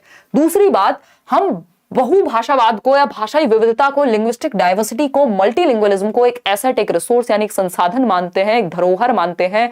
और जो लेटेस्ट स्टडीज हैं वो ये कहती हैं जो बच्चे 2 या 2 से अधिक भाषाएं जानते हैं, बोलना पढ़ना, उनकी रचनात्मकता यानी उनकी क्रिएटिविटी, उनका संज्ञानात्मक स्तर यानी उनका कॉग्निटिव डेवलपमेंट बेहतर होता है उन बच्चों के मुकाबले जिनको मोनोलिंगुअलिज्म यानी सिर्फ एक भाषा आती है। तो बच्चों को तो जितनी भाषाएं हम सिखा पाएं उतना अच्छा है। अच्छा, बहुभाषावाद होती क्या है?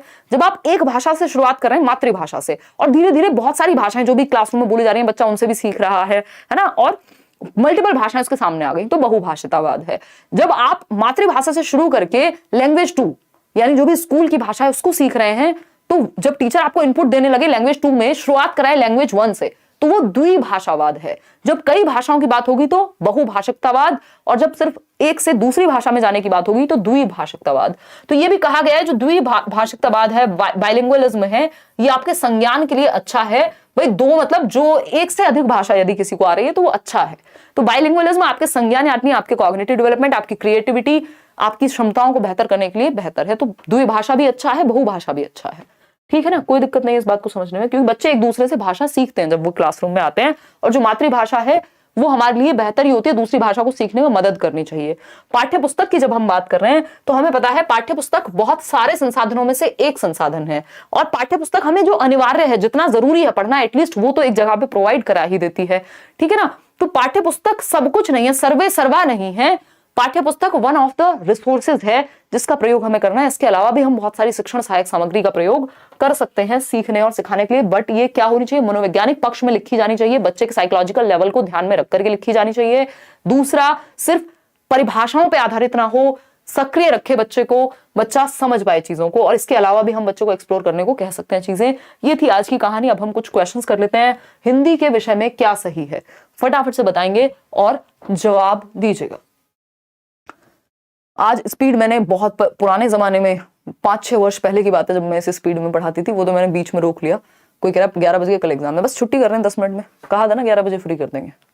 105 आ रहा है, रोशन बढ़ जाएगा ये, डोंट वरी। अब देखो किस सेक्शन में कमी है, अगर नंबर कम आ रहे हैं किसी के तो मूड बना देते हो क्लास में, वाह मजा आ गया, बहुत बढ़िया राज, जबकि आज तो मैंने बहुत सीरियस ली हैं चीजें।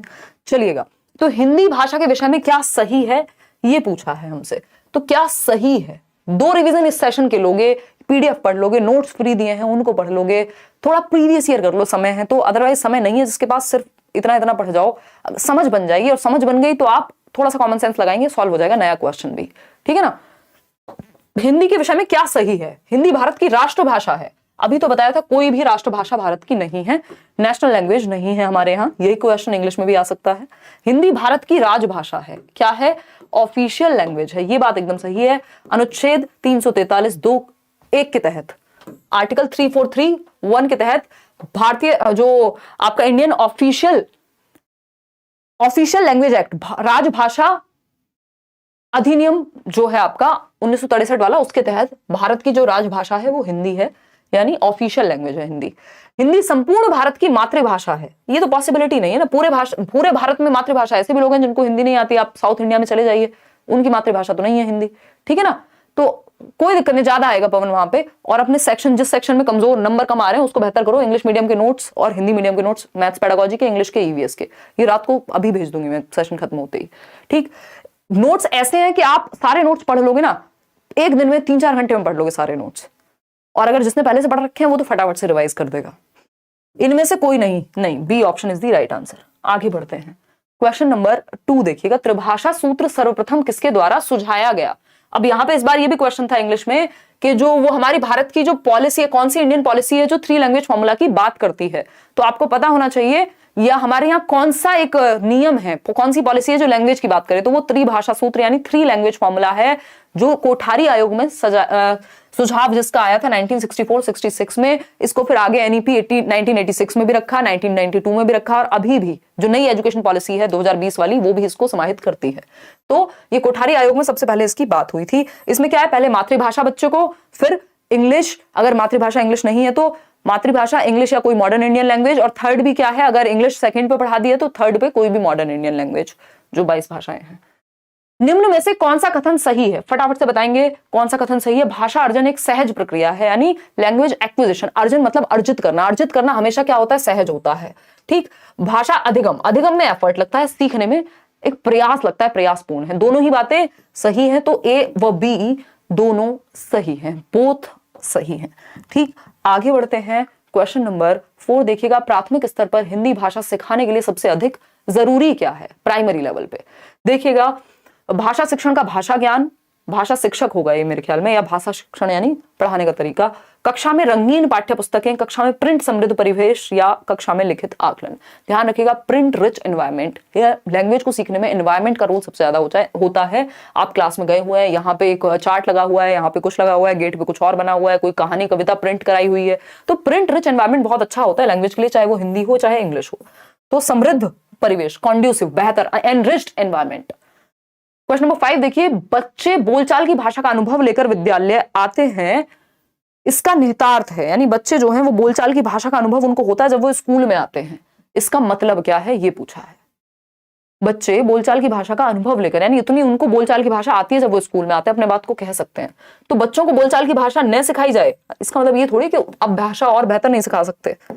ठीक, इसका ये मतलब बिल्कुल नहीं है। बच्चों की बोलचाल की भाषा को सुधारा जाए, बच्चों के भाषाई अनुभवों का उचित प्रयोग। भाई बच्चा जो भी अनुभव घर से लेके आता है, ज्ञात से अज्ञात की ओर जाते हैं हम, यानी नोन टू अननोन जाते हैं, तो जो भी बच्चा जानता है उसका तो उचित प्रयोग करना है ना, वो तो आपके लिए एक टूल हो गया जिसका आप प्रयोग करके उसको बाकी चीजें सिखाएंगे। उसकी प्रीवियस नॉलेज जो भी बच्चा घर से लेके आता है वो सारे अनुभव प्रयोग में लाने, उनका उचित प्रयोग करना है। ऐसा नहीं है कि अनुभवों, बच्चों के भाषा अनुभवों को कक्षा के बाहर रखा जाए। क्यों भाई, रोबोट थोड़ी है। क्वेश्चन नंबर 6 देखिए, भाषा सीखने सिखाने में आप किसे सबसे अधिक महत्वपूर्ण मानते हैं? फटाफट से बताइएगा। संज्ञानात्मक विकास, सामाजिक अंतःक्रिया, सबसे महत्वपूर्ण देख लो बच्चा कहां पे एक्टिव है। सबसे ज्यादा बच्चा एक्टिव होगा सामाजिक अंतःक्रिया में, यानी सबसे ज्यादा जो एक्टिव है वो सामाजिक अंतःक्रिया में है। बाल साहित्य वो खुद से पढ़ेगा, सामाजिक अंतःक्रिया में 4 लोगों से वो बात कर रहा है या सुन रहा है उनको, तो वो सबसे ज्यादा एक्टिव सोशल इंटरेक्शन में है, और वाइगॉस्की ने भी यही कहा है। क्वेश्चन नंबर 7 देखिए, वाइगॉस्की ने भाषा विकास का परिप्रेक्ष्य प्रस्तुत किया है। व्यवहारवादी, समाज, सामाजिक, सांस्कृतिक, क्या आपको पता है वाइगॉस्की क्या है? सोशियो कंस्ट्रक्टिविस्ट हैं। पियाजे रेडिकल कंस्ट्रक्टिविस्ट है, यानी दोनों, इन्होंने सामाजिक संरचनावादी, सामाजिक सांस्कृतिक परिप्रेक्ष्य, सोशियो कल्चरल अप्रोच कि समाज और संस्कृति से हम भाषा सीखते हैं और हमारे संज्ञान का विकास होता है। संज्ञानवादी नहीं है, कॉग्निटिविस्ट नहीं है, सोशियो कंस्ट्रक्टिविस्ट हैं, यानी सामाजिक रचनावादी हैं। क्वेश्चन नंबर 8 देखिएगा, भाषा अर्जित करने के संदर्भ में कौन सा कथन उचित नहीं है? यह एक सह प्रक्रिया है, स्वाभाविक प्रक्रिया है, बच्चे भाषा के नियमों को आत्मसात करते हैं, बच्चों को नियम बनाना सिखाया जाता है। यह एक सह प्रक्रिया है। बताइए, अर्जित करने के संदर्भ में देखो ये क्या है? ये नियम बनाना नहीं सिखाया जाता। घर पे आपको नियम बनाना सिखाते हैं जब आप बोलना सीखते हैं, नहीं, सहज प्रक्रिया है, आत्मसात कर लेते हैं, अपने आप से नियम भर जाते हैं आपके अंदर, है ना। तो ये सहज होगा, ये सहज नहीं होगा, सह नहीं होगा, सहज होगा। तो लास्ट वाला ही गलत था। सिर्फ भाषा सीखने और भाषा अर्जित करने में मुख्य अंतर का आधार, यानी लैंग्वेज लर्निंग और एक्विजिशन में मेन डिफरेंस क्या है ये पूछा है। पुस्तकें मैंने आपको बताया है, बहुत बार बताया, हिंदी इंग्लिश दोनों में आता है। लिखना, परिवेश, मुख्य अंतर है परिवेश। अगर आपको एनवायरमेंट मिल गया तो उसी भाषा को आप अर्जित कर लेते, उसी को आप एक्वायर कर लेते। सारा खेल एनवायरमेंट का है। अगर आप अमेरिका में रहते, आपके आसपास अंग्रेजी भी बोली जाती, तो आप हिंदी भी अर्जित कर लेते और इंग्लिश भी एक्वायर कर लेते, अर्जित कर लेते। तो उपलब्ध परिवेश का अंतर है, ये सारी चीजें, मेन डिफरेंस नहीं है। आगे बढ़ते हैं क्वेश्चन नंबर 10 पर। भाषा सीखने के कौशलों का सही क्रम है, यानी सही क्रम क्या है भाषा सीखने के कौशल यानी लैंग्वेज स्किल्स का? सुबोपाली, LSRW। ठीक, पढ़ना लिखना, भाई सुनना, सुबोपाली, सुनना, बोलना, पढ़ना और लिखना। तो ये सही क्रम है, ये मनोवैज्ञानिक क्रम है, एकदम सही क्रम है। लेकिन सिर्फ क्रम में ही सिखाए इसी क्रम में जाने चाहिए, लेकिन सिर्फ क्रम में ही सीखे जाते हैं वो कहना गलत होगा, क्योंकि क्रम इधर उधर भी हो सकता है। लेकिन क्रम जो सही क्रम है, मनोवैज्ञानिक क्रम है, वो D ही है। सुनना, बोलना, पढ़ना, लिखना। श्रवण कौशल को सीखने के चरणों का सही क्रम है, यानी आप श्रवण कौशल समझ रहे हो ना, लिसनिंग स्किल्स। सही क्रम क्या है? ध्वनियों का कानों तक पढ़ना, प्रयोग, अर्थग्रहण, अर्थग्रहण, ध्वनियों का कानों तक पढ़ना, प्रयोग, ध्वनियों का कानों तक पढ़ना, ध्वनि का कानों तक पढ़ना, अर्थग्रहण और प्रयोग करना। जो मन करे आप बता दीजिए फटाफट से। क्या होगा? D option. भाई पहले ध्वनि कानों तक जाती है, अर्थग्रहण करते हैं और फिर प्रयोग कर पाते हैं, ठीक है ना। पहले प्रयोग कैसे कर लोगे? तो D ऑप्शन। क्वेश्चन नंबर 12 देखिएगा, लेखन कौशल, ये लास्ट क्वेश्चन है, लेखन कौशल से संबंधित दोष है, लिखने से संबंधित विकार या प्रॉब्लम या डिसेबिलिटी। तो डिस्ग्राफिया है, डिस्कैल्कुलिया है, अफेजिया है, डिस्फेजिया। लिखना, लिखना हमेशा ग्राफ से संबंधित होता है, कैलकुलिया तो गणित से संबंधित होगा, कैलकुलेशन से। अफेजिया समझने से संबंधित है, डिस्फेजिया अगेन समझने से ही संबंधित है, ठीक। तो ये डिस्ग्राफिया है, किससे? डिस्ग्राफिया है। तो आउट ऑफ 12 कितने ठीक हुए वो आप बता दीजिएगा। ऑल द बेस्ट, इनका कल पेपर है, घबराना आपने नहीं है। आपने इतनी ऑनलाइन वीडियोस देखी हैं, आप ऑनलाइन स्क्रीन पे पेपर देख के अब नहीं घबराएंगे। अपना ज्यादा ज्ञान किसी से लेना नहीं है, कोई ज्ञान दे पेपर में आसपास करे, भाई मेरे से अपना नहीं समझ रहा, बाद में बात करेंगे पेपर के बाद, अभी मैं आपको नहीं जानता या जानती, ठीक है ना, और जानना भी नहीं चाहता। चाहे आप लेट्स लर्न से पढ़ते हो, चाहे आप दुनिया के किसी कोने से पढ़ते हो, बाकी बातें बाद में करेंगे, पहले पेपर दे लेता हूँ या दे लेती हूँ, ठीक। तो बहुत ज़्यादा चर्चाओं में एंग्शियस नहीं हो जाना है, नॉर्मल रखना है अपने आप को। और पेपर आपके सामने ही, वहीं पे आंसर है, आपको खुद से नहीं बनाना आंसर, बस पहचानना है आपको, और वो पहचान लोगे आप यदि इतनी पढ़ाई आपने कर ली है, नोट्स पढ़ लिए हैं, ये मैराथन्स देख लिए हैं, है ना, तो आप बेहतर ही करेंगे। घबराना नहीं है आपने। Again 12 out of 12, 11 out of 12, बहुत बढ़िया। चलिए आज के लिए इतना ही रखते हैं, कल मिलेंगे। कल एक तो एनालिसिस करेंगे, जिनका भी पेपर है, मैंने नंबर आपको बताया, वो उस नंबर पे व्हाट्सएप कर देंगे, लास्ट वीडियो में बताया, एक बार देख लेना, नहीं तो मेल कर देना, नहीं तो कमेंट में आके बता देना कि जो जो क्वेश्चन आपको याद रह जाए। और परसों हम मैथ्स पेडागोजी जहां तक है वन शॉट करेंगे, और नोट्स वगैरह आपको मिल गए हैं सारे। ऑल द बेस्ट, बहुत पढ़ाई हमने कर ली है, इनफ है इतनी पढ़ाई, सीटेट के लिए जरूरत से ज्यादा पढ़ा है इस बार हमने, है ना। ध्यान रखिएगा, टेक केयर, बाय। बस समझ के क्वेश्चन पढ़ते समय समझ जरूर लेना, पूरा क्वेश्चन अगर नहीं पढ़ा, पूरे आंसर्स या ऑप्शंस आपने नहीं पढ़े, सिर्फ नेगेटिव पॉजिटिव देख के आंसर मार्क कर दिया, गड़बड़ हो जाएगी, है ना। बाकी ऑप्शंस भी पढ़ने हैं, जो बेस्ट है वही ऑप्शन सही है, जिसमें बच्चा ज्यादा एक्टिव है वही ऑप्शन सही है, बस बशर्ते नहीं ना लिखा हो। और किन बातों का ध्यान रखेंगे मैंने आपको बता दी हैं चीजें। चलिए ध्यान रखते हैं, गुड नाइट, मतलब ध्यान रखिए अपना, ऑल द बेस्ट, कल मिलेंगे।